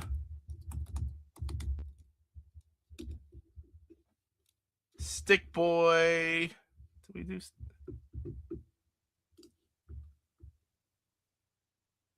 I got Stick Boy in. You're already in there. Like I said, we'll show it and go in. From you, just for the ROMs for Tofu. Okay, remind me after I do that. In fact, I'm gonna put you in now, and if I see your name as a winner, we'll spin again. Just so I don't forget to put you in afterwards. You can still be in there. I'll reach out to you or come back later and watch. You were here, you entered. I'm okay with that. So I'll leave you in there unless you really want me to take you out. And I'll post on my Facebook. And if I don't hear back from people, I'll give them a while. All right. Going once. Going twice. All right. Closed. All right, so I'm going to shuffle. First one to give me a number. We're going to shuffle these entries however many times you say. Please don't say like 100. Maybe 1 to 20. First one to give me a number. Eddie Pepper says, thumbs up, everyone. Casey rules. Hey, someone that didn't say Corey. All right, we got 7. We've got Steve says 7. Kurt is right. I don't need the LTO, Casey, just for ROMs. Me too. All right, so if you don't want it, if you already have it, he really does want it to go to someone that needs it and is going to use it. That's up to you, your own conscience. So if it comes to you, I know already Roger and Tofu. If you happen to win, we'll respin. If anyone else wants just in on the ROMs, we can do that too. All right. I know the other way is quicker and easier. I really do love the wheel. All right, so now from 30 to 90, give me any number. The first number, 30 to 90, the seconds we're going to spin this bad boy. 69. I'm assuming that's what that's for. We're going to do 69 seconds. Oh, I can't do that. I don't think. I can do 60. I can do 60. I thought I could do any number of seconds, but I can't. At least not on this one. All right, we got it. We got it. So, that would have been great. I'm not in the wheel spin part. So here we go. I'm going to show the names. We're going to slowly go down. Everyone will have video proof. They're all in here. Uh-oh, there we go. Some of them get cut off there whenever I scroll down. Let me do this. We have a bigger window tonight, I think. Unless I scrolled up last time, that could be it. All right, so I am going to shuffle. Or what? Did I miss that? Let me go back. What was that he said? Crap, now I lost track. Oh, 7. We're going to shuffle 7 times. 1, 2, 3, 4, 5, 6, 7. Uh-oh. I got to switch my camera here. I have it on, but I don't have, I switched it out. So we got OBS virtual camera. Now we're going to show it. Sorry about that, guys. So we're going to go back to the top. Here are all the names. It's been shuffled. Everyone's in there that was typed in. We are set to go to 60 seconds. We are going to have a winner for the LTO Flash, courtesy of Troy Cam. This is going to be awesome. This is quite a gift. I don't know if you guys know how much these things are worth. They are amazing. Here we go. Let's do it. Oh, man. I can't even win, and I'm excited. Then we're going to give away some ROM packages, too. And that's for the 1,500 sub celebration. We're getting close to 1,650-ish, but it happened so quick. We just barely did the 1,000 sub giveaway last night. Oh, man, I can start reading some of the names. We're getting closer. There goes Savitor, Poestyle, Aussie, Mackie, Crash 7. I can't even keep up. There goes Charles. If I call your name, it will not make it back around. 1-inch biceps, Code Monsieur, Pierre, Matt, Cajanox, Metal Torso Gaming, TORQ,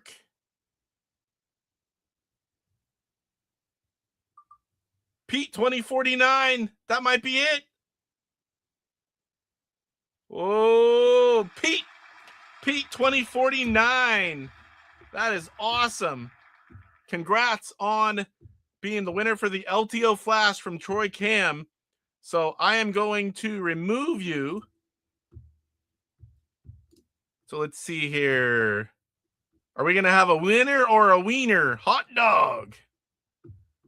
Yeah, I like the wheel spin. That was for Eric Wards. Yeah, I love the wheel spin. Congrats, everyone saying hello. All right, so definitely reach out to me if you search Intellivision Gamer or the description of this video. You can find my emails, Atari Age, Discord, whatever. I will get it. Again, give me a day or so, and we'll get an address, and I'll ship it out.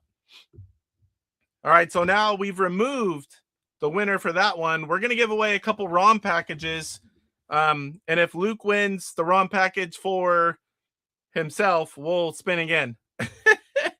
All right, so I'm going to lower this because we don't need a minute for the smaller ones.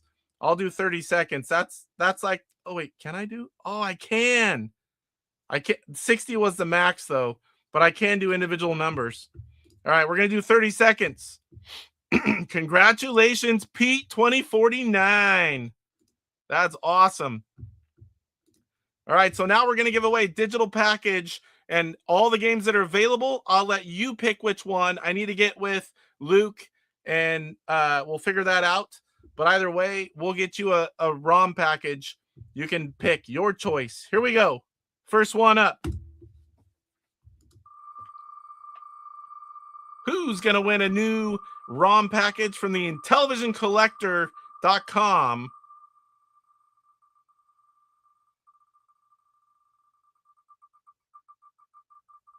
It's getting down to the nitty-gritty here. 30 seconds, I find a good mix of not quick, but not taking forever. Thanks, Troy. Thanks for the giveaway. I appreciate you, sir. Uh-oh. Crash 7. Keith, you win. Send me a message, buddy. You message me all the time. I know you know how to get a hold of me. Find out what's available from Intellivision Collector that you need, and we'll get that to you. All right, removed. We are going to give one away from Electronite. Here we go.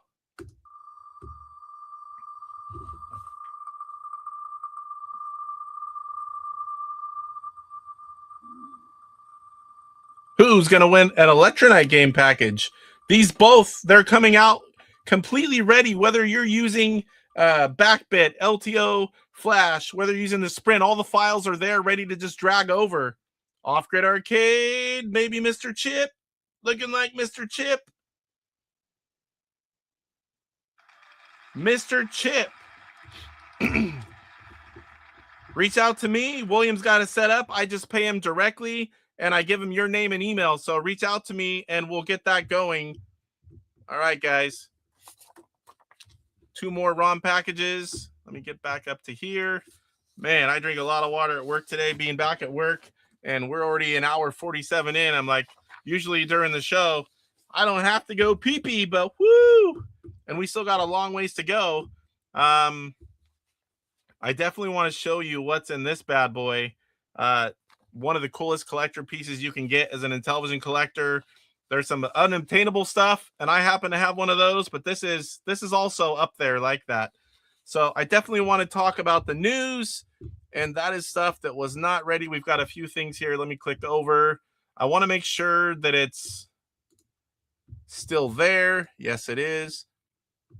Nope, it did move. As soon as I clicked on it, there it went. So we've got the weekly high score challenge on Intellivision Invasion Facebook group, and this was for Dracula. Stefano was first place with 18,150. Rick Weidman, good to see you back in this, Rick. 16,300. Romaine in third, 10,525. Very close fourth. Mike, 10,050. Kurt Kietsky, 9,900. Cristiano, 5,500. Intellivision's digital fanzine. My voice is going. Wow. 3,250. Cesario 2,000 and DJF 250. And currently this week playing Pitfall, one of my favorite original games.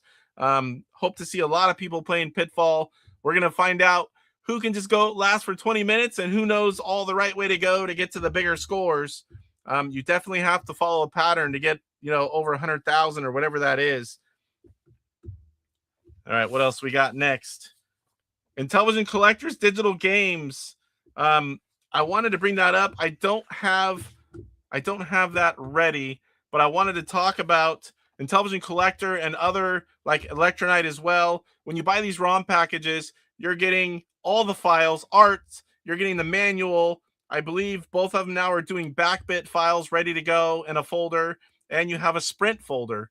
Intellivision Collector is also doing Intellivision, which for those of you that don't know what that is, you take a Nintendo DSi XL, I think the 3D one works too, and you basically put an Intellivision emulator on it, and the overlays are on the touchscreen.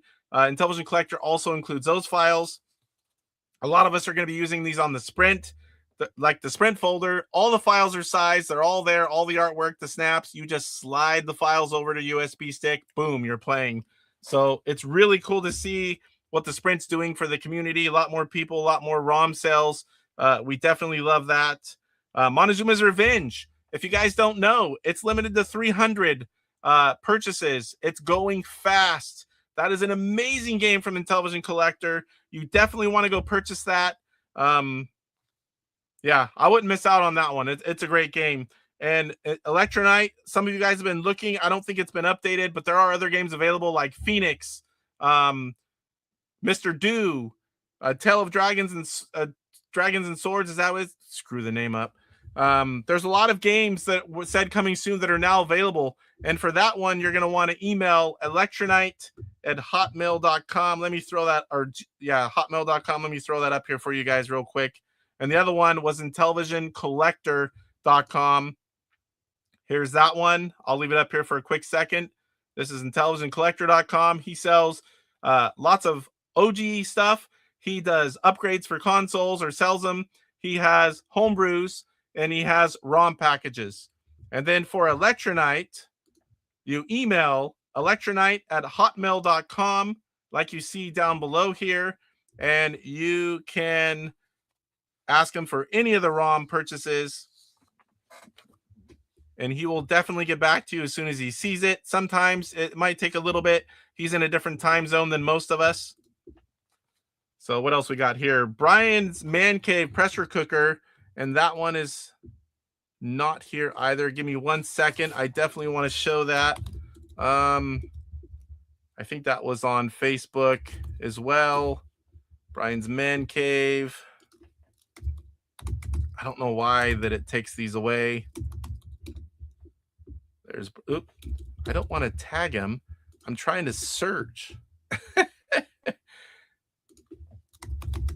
Brian's Man Cave. Here we go. Definitely want to leave. Normally I've got these tabs all ready and set up. So we're going to go back over here. So here you can see Brian's post, Brian's Man Cave. Definitely want to give him a follow on YouTube and Facebook. He does a lot of content on YouTube, and he also creates games. And here he's got a port of a 2600 Atari 2600 pressure cooker for the Intellivision in the works. And you can see how it's looking so far. That might be cut off just a tad. Let me move that. It's actually set up for the wheel. It's not too bad. Yep, just a little bit there. Luckily, you can do this on the fly. It's not too bad. But yeah, definitely give this a follow. I look forward to trying, and we definitely need to have Brian on again. He's on a regular every so often when there's something to come on and talk about, and we'll definitely have him on to talk about new games here shortly. And he will also be selling some ROMs. He has a website, briansmancave.com, and some of the games he's created, he sells them on his website. So definitely check out Brian. Great guy. Digital Fanzine. This is, again, this is going to be a little slow tonight, guys. Sorry about that. Atari Age Digital Fanzine. That should bring it up. So here we have personal messages. Don't need those. So he does, basically it's a digital magazine, just like it shows. And the newest issue was recently released, issue 5. These things are great. Lots of cool content, lots of fun content. So definitely go check it out. If you search Atari Age Digital Fanzine, as you saw, it was going to be the first one coming up. And let me see if I can load that. I think it's going to throw it out to another window. Yeah, it's downloading into another window. Definitely go check it out. Here, I'm one of the first comments there. He's a great guy doing a lot of content on Facebook and here on Atari Age. Motor race video. So we've got, I think it's Yannick. We'll go check it out right now. Again, sorry for the slight delay in these guys. Normally I have these windows populated and it's just a quick changeover. Steve and I did a little setup. Oh boy. Let me try Intellivision.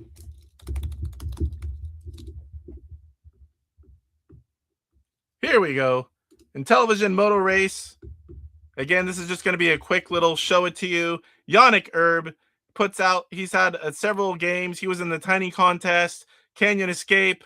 There's a game. Oh boy, is it Triple Action 2, I think. And that was a collection that came out of PRGE.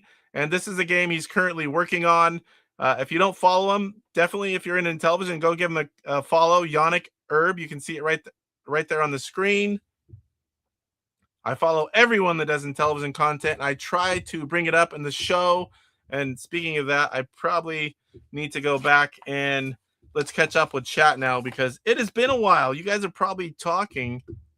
14 new comments. Let's check it out. Brian's mayonnaise. Jeez.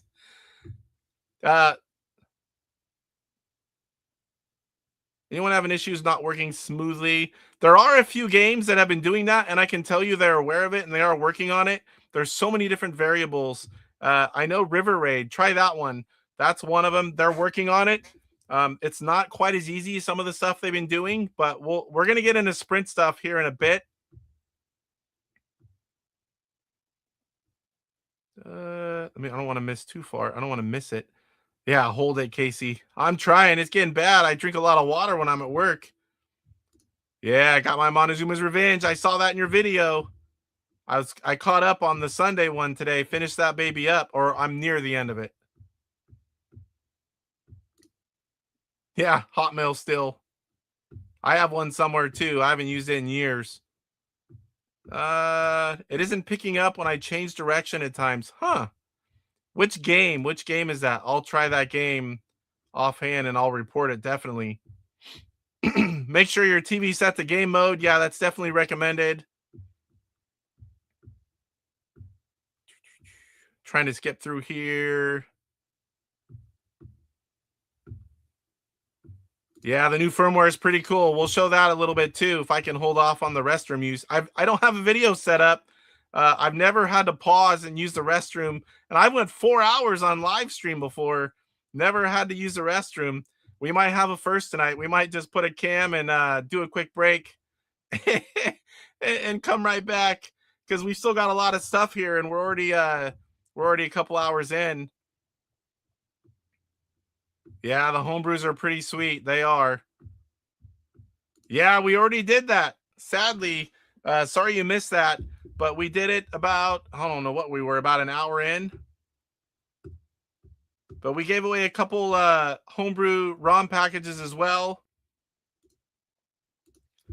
All right. So let's go ahead and get through everything. Yeah, if you guys don't mind, I've got too much stuff. Give me a quick second. It will not take long. Let me get back to the right window. I'll have to get a little video thing for this, but I'll be right back. First time ever in 2.5 years that I've had to do this.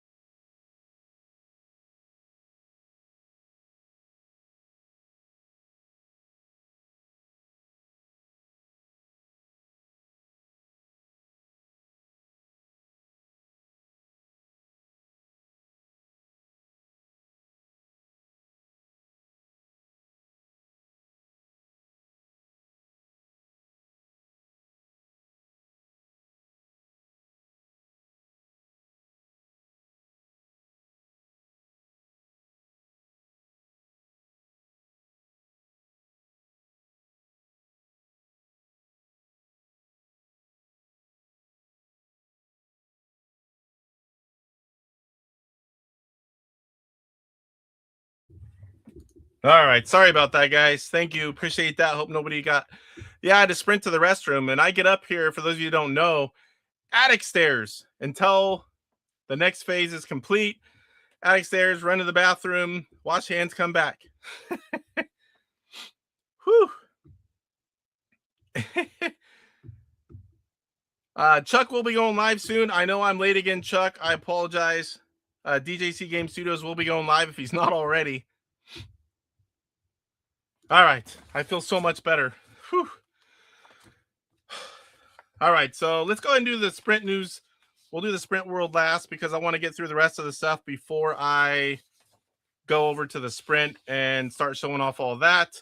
Let's do mail call because I'm excited. I'm excited to show you guys all the new stuff that I have for this week.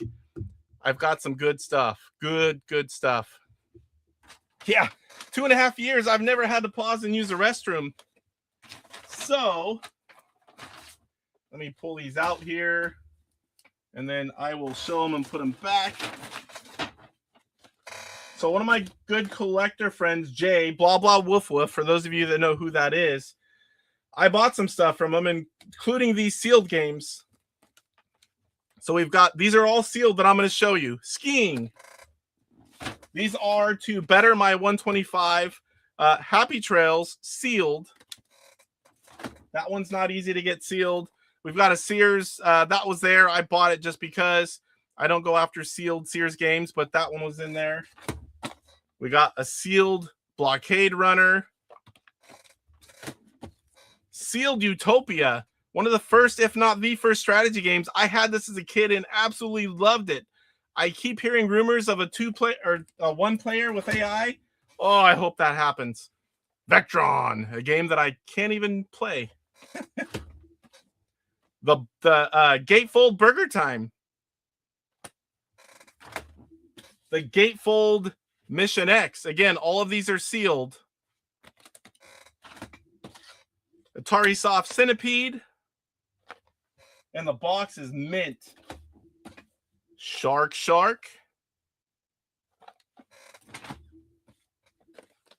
Reversey. All mint. An IntelliVoice game, Space Spartans. Get that out of the way. So I was at Sack Gamers Expo. I was horrible at taking pictures because with everything going on with the house and sprint testing and the stream I did yesterday with Ben and all the prep work for it, I didn't really take pictures. I took a couple of the family, but I did get some good games for my NES collection. I got RC Pro M2, which I didn't know existed as a kid. What is this? Kickle Cubicle? $20 game. I did not have it. Mappy Land. Would that make a good Intellivision game, guys? That was the only cheap game that I found. And is it Scoon? $130 NES game. That was the rarest title I got there.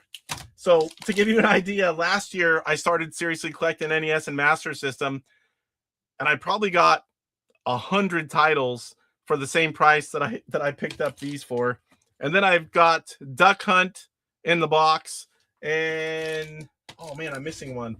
So I definitely want to show it because I don't pick up an Aquarius game very often. So these were both purchased from the same guy that I got the TutorVision board Time Trip from. I always make sure I buy stuff from him whenever I see him at the local shows. So here is Aquarius, Advanced Dungeons and Dragons, Treasure of Tarman. And then again, I got the complete in box, pretty good shape. Even still has a hanger tab for Duck Hunt by itself. All right, I don't want to show those yet because these are really special and you guys will know. Polymega. Just got it in the mail yesterday. I think it was Saturday. This is a light gun that works on HD TVs with all the I have everything Polymega. Don't ask me if I've even opened any of it because I haven't. Well, someday. All right, these are Audacity Games, the guys from Activision. If you guys don't know, they're making 2600 games again. I keep asking David Crane and Gary and Dan if they're going to do Intellivision games. And so far I've got no, but maybe someday. So these cards are a lot bigger than I thought. I thought they were like baseball card size. And I'm not going to be able to show all of them. There's a pack of 3 in here. And 2 of them you can see. They're signed. They're fairly large size. They're about 8.5 inches tall. Really big cards. I bought 2 packs. They're limited. And then I grabbed this poster. Let's see if I can get it out. So they were at Sack Gamers Expo. I see them probably 3-4 times a year at different shows. They get around. It's great to see those guys.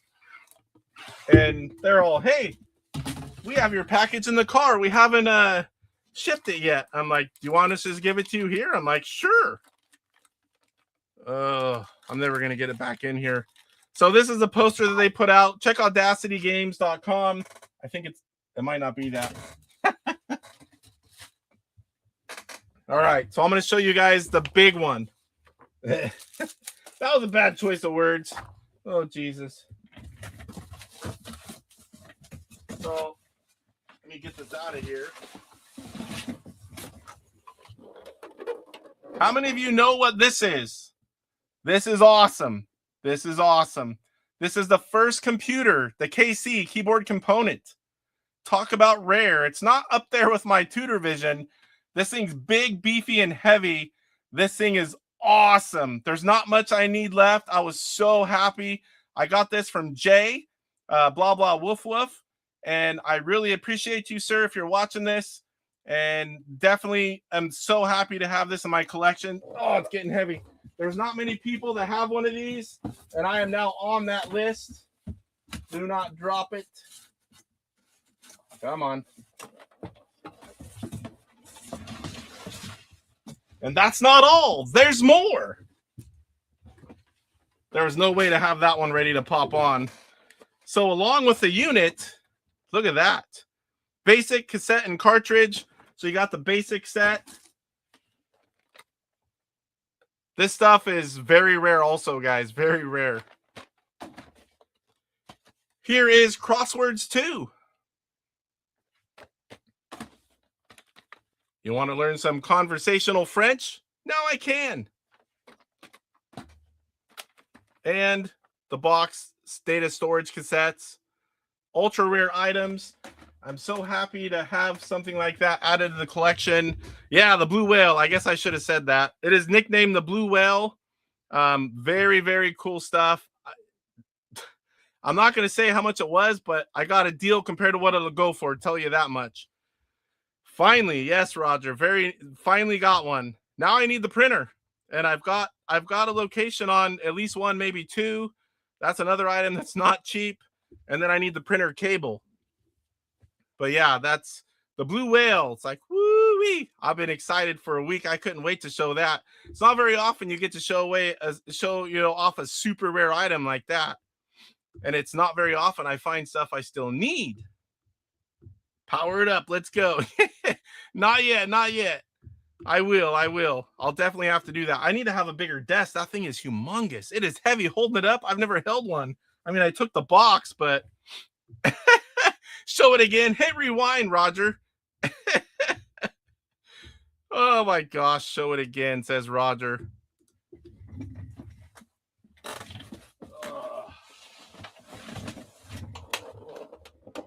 There we go, guys.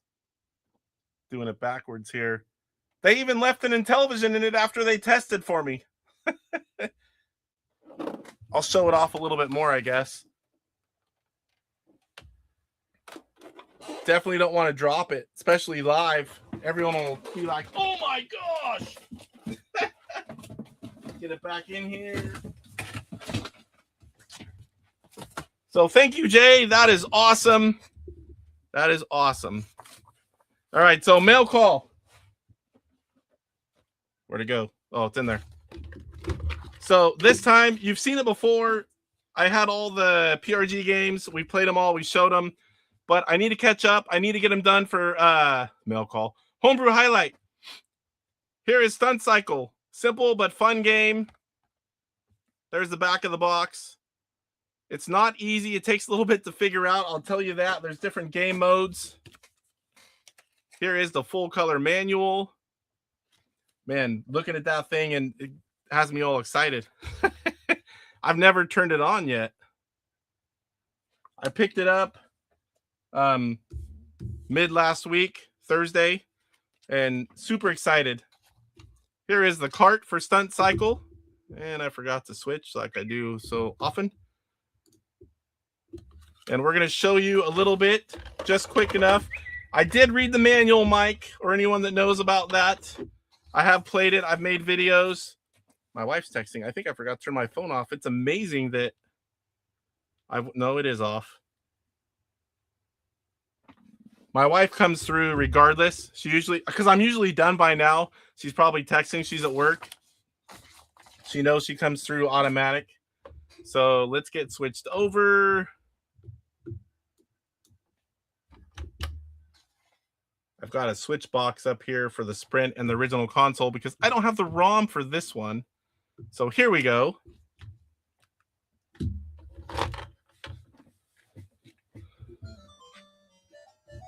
Turn it up a little bit so you guys can hear the sounds. I do not have the virtual sounds yet. That is coming soon. I know I keep saying it, but I've been a lot of behind the scenes stuff lately, guys. It's really ate all my free time. Yeah, definitely. I'll be posting pictures and stuff online too.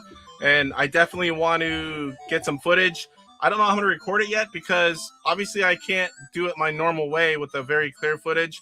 I may have to just record the screen on that one. Yeah, it works. We tested that before I bought it. It definitely. You missed it. You have to rewind. I already got my workout picking it up twice. Or are you talking about the giveaway of something? Yeah, I'm super excited. Yes, if you want to purchase AF, which is a phenomenal game, by the way, right here I'll throw up the email. Where are you? Electronite@hotmail.com. He has a lot of games for sale. There's also a lot of games at IntellivisionCollector.com, and that is right here. Digital Revolution is on the way. I'll definitely be talking about that once it's a thing. So let's go ahead and show you this real quick. I'm not going to do much. There's different game modes. You've got Stunt Cycle, Motocross, Enduro, and then there's a lot of options. You can pick different players, 1, 2, 3, 4. You can pick wind or not, which will affect everything. Throttle being manual or automatic. The landing, that's definitely one. Until you get good, you want it on easy, trust me. And then jumps, no. Let's go ahead and try that. So you've got your throttle there. And I didn't have enough oomph. So where you push 12, 1, 2, 3 is your throttle. As I scroll clockwise, didn't mean to do that. I let off, and I'm watching on that screen with a delay. That's what's going on. I'm like, I couldn't back off the throttle.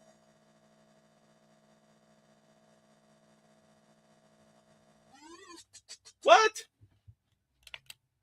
And you get lives. This is one that you just kind of learn where you have to be. Finally landed one.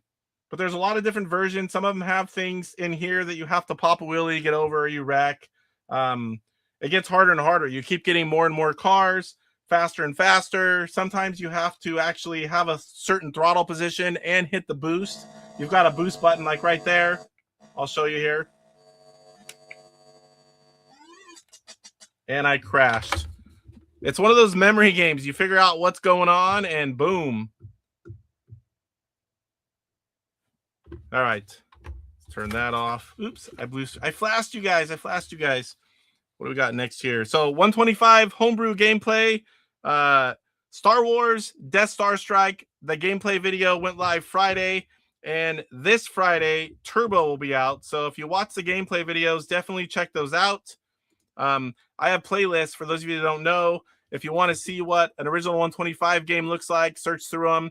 Homebrew games. I'm somewhere like 80 something games in homebrew. I'm just guessing. I'm over 100 of the 125. You can check out just what a game looks like. Check it out. Go through. Maybe you'll find a game that you never knew existed.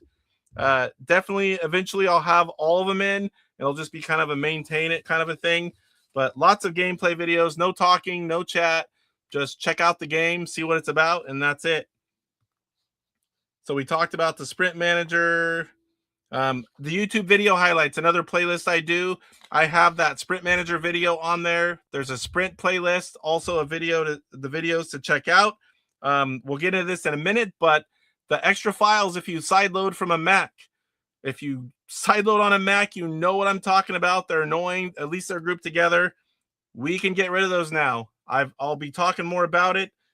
There's a video in the Sprint playlist that will walk you through how to get rid of them. It works. I did it right before the show because I wanted to be able to talk about it.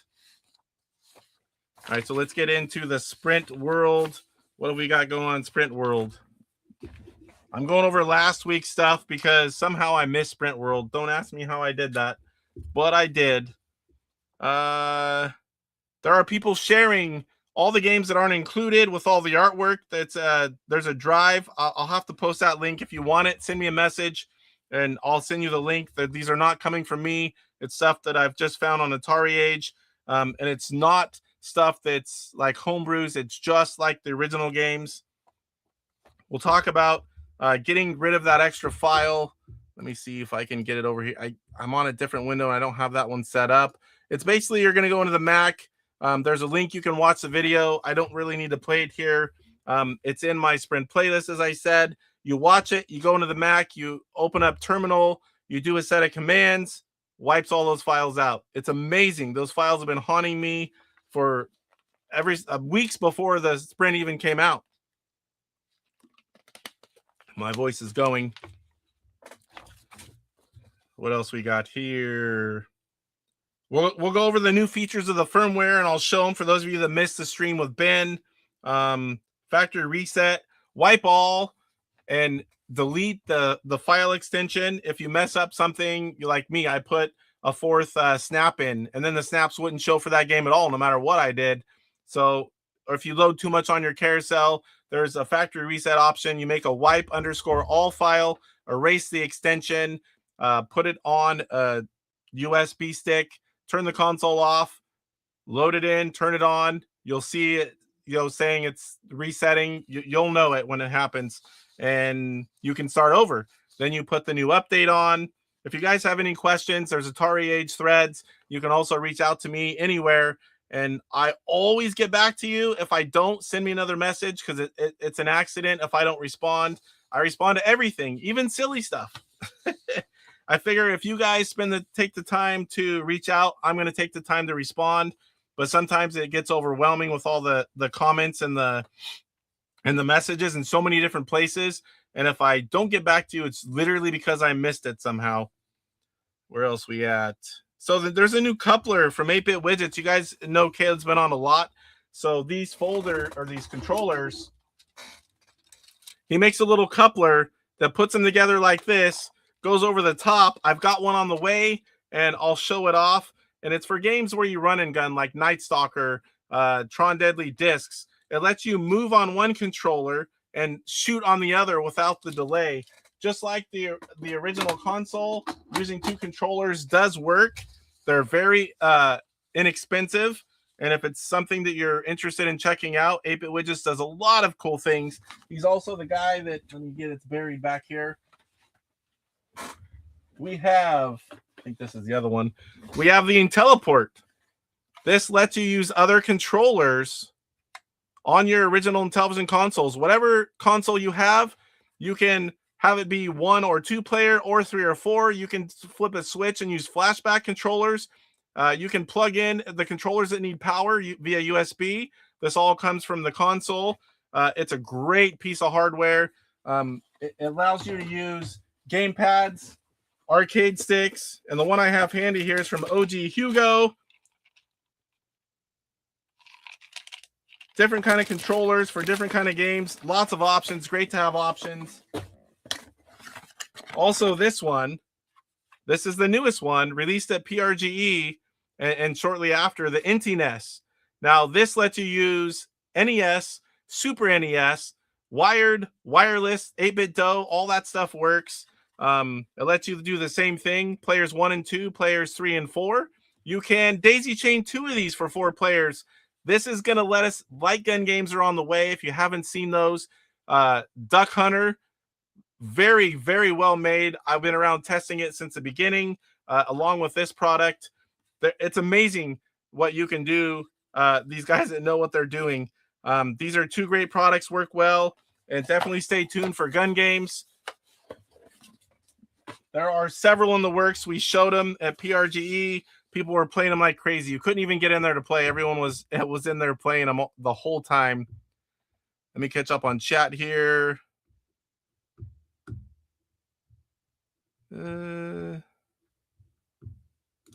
I think the Tex, I don't know what that computer is. Tex computer used the same stick chip that was in the Intellivision computer. I have no idea on those kind of things. Yeah, that's definitely a cool pickup. Great stream, Casey. Wishing you and your family Merry Christmas. Merry Christmas, Benvril, and everyone else. I really appreciate you all. There will be, this is right before Christmas, and there will be a stream next Monday as well. I will be out of town, but there's going to be some recorded shows. I've done it a couple times, and if I should be able to be live in chatting with you guys, but it will be a recorded show next Monday, one of the rare ones. It's also the coolest website ever on your phone. Thanks, Merry Christmas, Benvril, says Steve. Happy holidays, Merry Christmas. Yeah, definitely, guys. Hope you all have a safe and happy holiday. What else we got going on here? So let's go ahead and get into the sprint. I got to switch over here. We're going to talk about the new firmware. We'll show you some of the stuff. For those of you that missed the stream with Ben, it's loading up. Sprint full menu. All right, so I'm going to do it this way. You guys can still hear me. Oop. I'm sideloading here. So here we've got the original 45 games that are included. And you can see at the top, you've now got Mattel Electronics 1979, a little bit lower below the description. You've got the how many players. This is very valuable information, especially if you're new to Intellivision. You're by yourself. You don't open anything that says 2 players only because, I mean, you could check it out, but you can't really play the game. So we'll scroll through here a little bit. Oop, I mixed up the controllers when I held them up. I'm like, why isn't that working? So we've got Astro Smash, 1 player. You know, it has all the information. Let's get to something that's not like Body Slam. There you've got Intv Corp, 1988. So all the information's there. You push 1, all the QR codes work. You got the overlays. Favorites. You can take away a favorite. You can do 1, 2, or 3. You can later sort them by favorites. You've got display options. You go into options, display. You have switch color palette. Some people like certain colors. There's a lot of ways you can change it. There's nothing that tells you which one you're in, but if you push 3, there will be a tone, and then it'll switch to the next palette. Very handy if you're someone that likes to mess around with the color palettes. So let me show my other stick here. I've got so many USB sticks. There are folders, and I need to get the right stick here. Give me 1 second here, guys. I think this is the one. Yes. So this is one that I've got for, let me eject it. I am using a USB hub. We'll load the one that's in there. So this is something that's new for me. I have, and I didn't do this. These were games that were purchased from David Harley in Intellivision.us. That's a great website for free ROMs and ROMs that are about $5. A lot of free ones. And this is a package, the ECS games that work with controller and don't require the keyboard. And then Frank, FDR for Prez, modded the config files for me. And that combination is allowing the ECS games to work. That's the last one that we needed. So let's load up one of the easier ones to check out and play. Scooby-Doo. This is so new. I just tried it. So you've got the ECS sounds there. This is one I just tested right before I went live, so I don't have box samples yet. Okay, I think I can do this one now.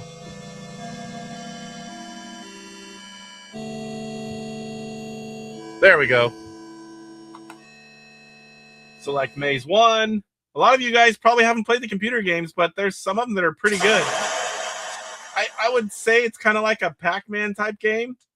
You want to chase down the ghosts. You want to stay away from the skull. But I pretty much just wanted to show these games are now working. The last type of game, you can play original games. You can play IntelliVoice games. You can play ECS games. You can play Tutor Vision games. You can play any game ever released on your Sprint console, which is pretty cool. All right, I'm going to reset here, go back to full screen.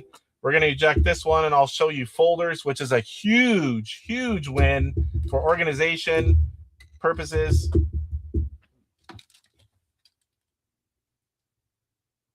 Give it a second here. I'm on a USB hub. It does take a second longer here to be registered. There we go. So I have not cleared. Oop, let me move over here. I have not cleared the files on this drive. The last drive I cleared them, there were no underscore files on that last USB stick. I just tried it before I went live. I will be clearing it off all my sticks here shortly. They're extra files that just get in the way. So let me get over, and this isn't the one. This isn't the one that I made the file folders. I'll try to look for that one. I have so many sticks sitting here. Let me find Mattel. I think it's right here. So this is one that I don't have. Nope, not that one. I don't have artwork for the folders, but you put them in just like the boxes. You hit enter, and boom, whatever's in that folder. Again, we've got these extra files, but they will be gone soon. And you want to go back, you hit clear. You can have folders in folders. You can give the artwork. You can put a description up there on the left. There's so many options, and folders opens up all kinds of cool things. Yeah, my chair squeaks. Only when I lean way forward or way back. I don't know why it does that. It's a new chair, pretty much. Let me see if this is the one that I have folders in. Let's see here. Nope, that's an ESC. I must not have the one that I made. I must not have the one that I made when I did the stream with Ben. I must have already took it off. We'll find out here in a second. There's only so many that you can go through. There it is. Oh, good. I still have it. Couldn't remember if I changed it back. So let's sideload this one. This is a lot better representation of what folders can do. The firmware is available now on Atari Age. It's still in a test phase. And some people are finding some issues, but you can find it on Atari Age. And if you need that link and you can't find it, reach out to me. I'll send you the link. But it will be official through Atari once it gets in the hands of people and we get all the bugs worked out. All the big ones are done. All the features are there, but there are people finding some things. So these are folders. What you see right here, you need 5 things minimum, or it's going to just copy things. So I've got 3 folders set up. I have Electronite, Homebrew, Intellivision Collector, Homebrew. I've got Intellivision Revolution, Homebrew. I added Mattel Electronics, and I just did these quickly before.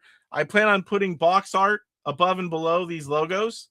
And then here you've got Tudor Vision Games, which is a really rare thing that never came out as a collaboration between World Book Encyclopedia and Intellivision. Let's go ahead and show you a few of these. Phoenix, new to a ROM package from Electronite. You got Paulista Avenue Redux, new. Mr. Do, new.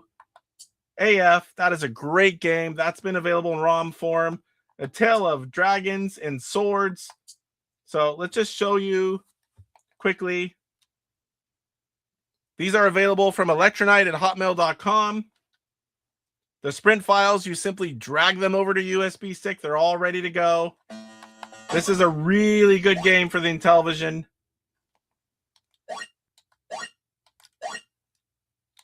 I think there's auto fire. Oh, that's pause. There we go. And boom, I'm dead already. Let me move over here. So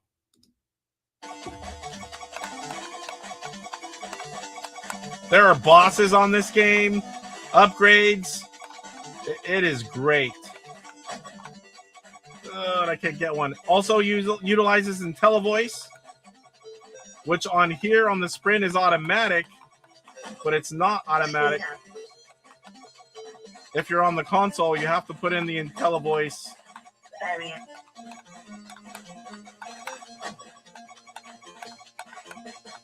All right, so now when I hit reset, before it would start over. You'd have to scroll around, find your game again. If you have a lot of games, took forever. Hit reset. That's from my software. It's right back to where we started. So if we're in a folder, we can do that. And now I'll show you Phoenix. One of the other new ROM releases. This is a 2025 release, complete in box. The ROM release just happened recently. This game is not easy.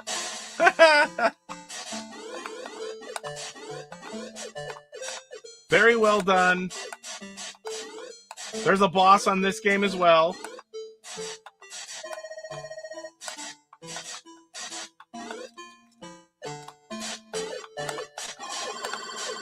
All right. Don't want to spend too much time in gameplay. We're already 2.5 hours in. My voice is not going to hold up. So I'm within the folders. I want to go back up one level. I push clear. we're going to check out Intellivision Collector. I've got their new game in here. Again, I have these extra files simply because I haven't had time to do that new trick I learned, or not that I learned, that was told to me that I did. And thank you, Chris. I don't know. I can't remember if someone told him or if he found it and told me, but he's definitely the one that told me. Montezuma's Revenge, limited to 300 copies. IntellivisionCollector.com. All the information. This is from the purchase. It's all ready to go. All the artwork.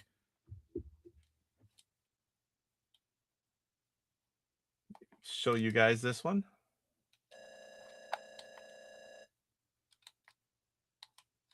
Select level 1, 2, or 3.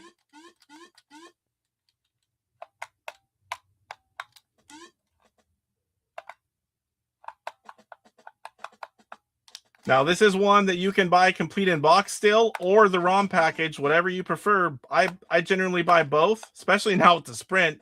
I think everyone's going to be buying the ROM packages and not just the complete in box versions.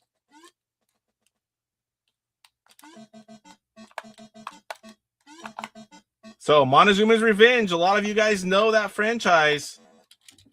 Definitely go pick it up at IntellivisionCollector.com. I don't have anything that I can show from Intellivision Revolution yet. That stuff will be coming soon. Keep an eye out. Let's go ahead and show you Mattel Electronics. I just put a few games in to try them out. Folders are an amazing thing. Set up Auto Flyer. Most of us know Astro Smash. Loved it. I started to push reset on the OG console sitting right here. So let's show you guys a TutorVision game. I only loaded 2 up for this demonstration video that I did with Ben. There are 4 that I have. Time Trip is the really rare board only that I had. No one had seen it before in physical. I'm assuming it was a prototype. I've never seen or heard of another one. It was a great find. Shapes in Space. We'll show that one.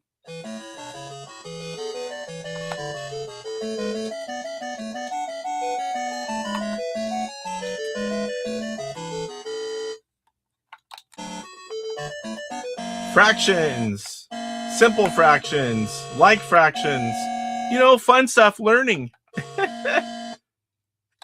We'll do a quiz. You can pick 1 or 2 players, 5, 10, or 15 problems. There's a timer on or off. There's like graphical things that happen, like, you know, ships flying by.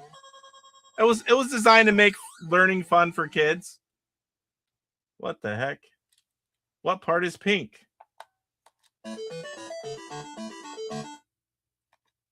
We'll go through one quick thing here. These things are really cool. 1, 2, 3, 4, 5.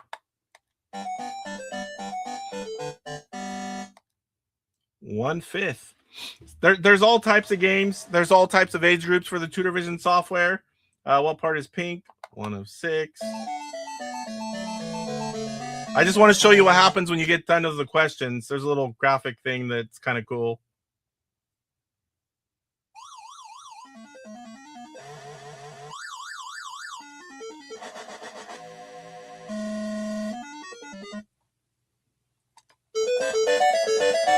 Nine tenths. One more. It's great to be able to play these TutorVision titles.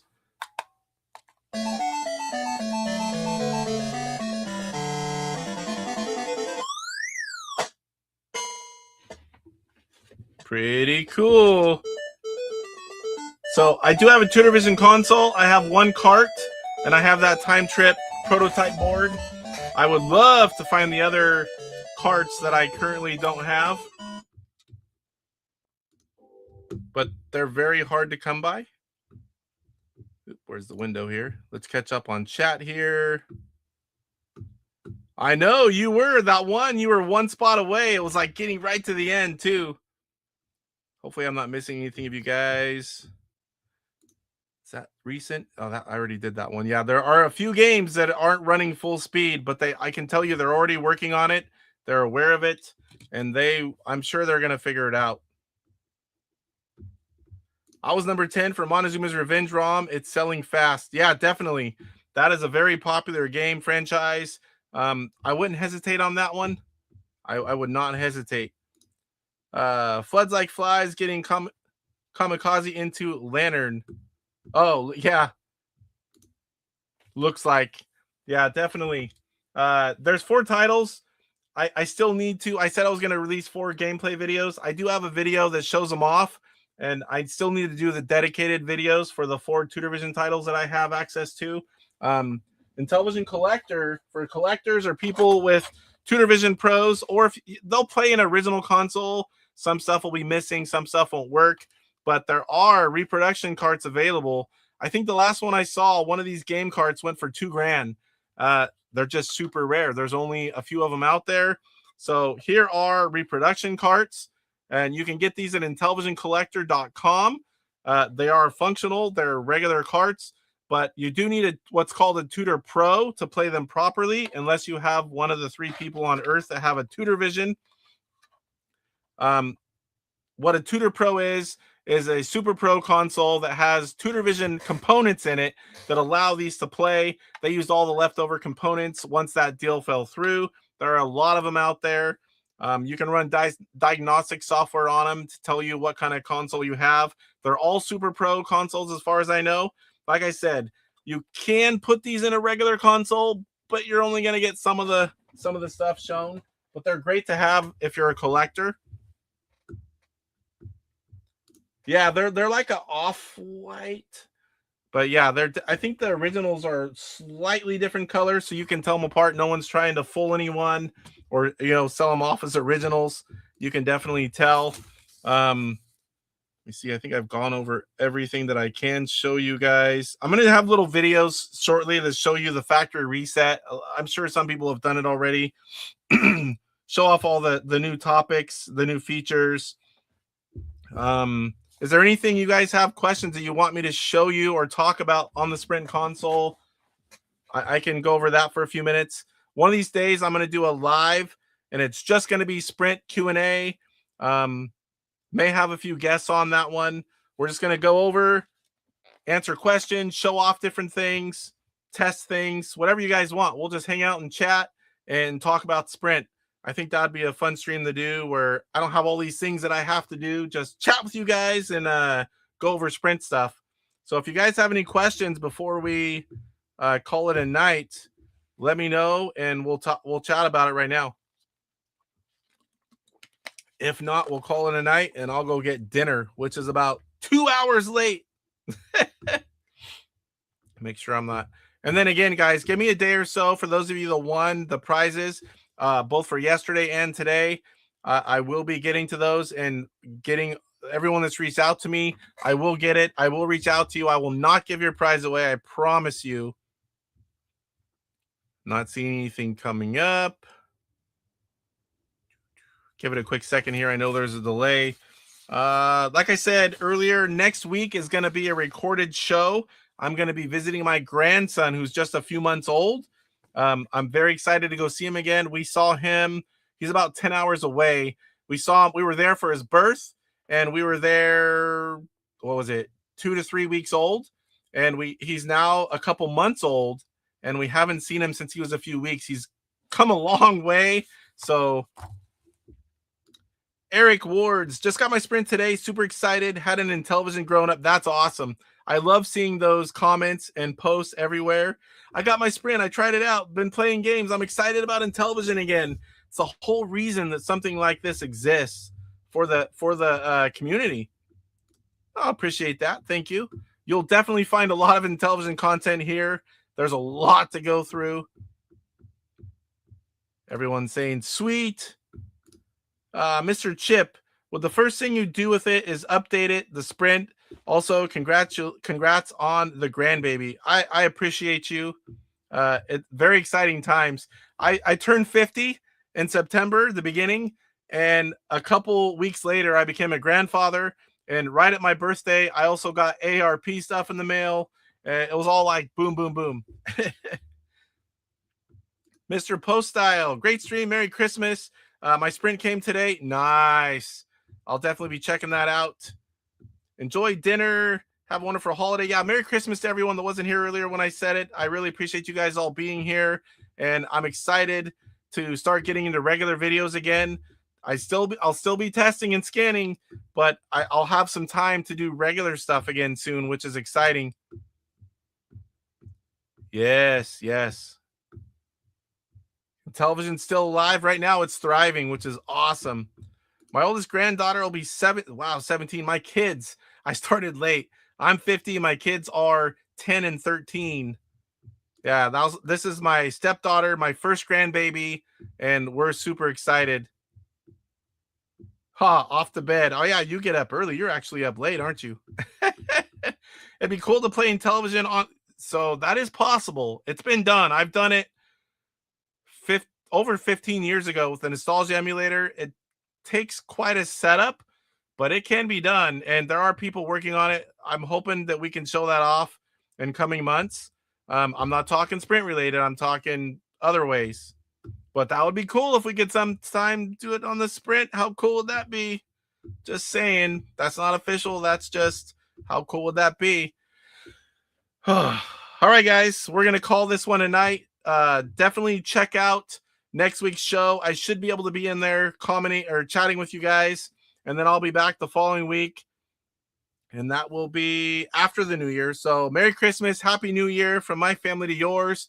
I hope everyone has a safe and fun holidays, and we'll see you guys next week. Thanks for watching. Rise up, get ready for the fight. The Intellivision gamer, shining so bright. Reviews and gameplay, he's got it all from classics to new. He stands tall, interviews and insights. He's on a mission, unleashing the power of retro intuition. He's got the knowledge, the passion untamed. Intellivision burning with the flame. YouTube's his stage, subscribers unite. Intellivision gamer, he brings the light with the game console. He's making history, rocking the world with your nostalgia spring.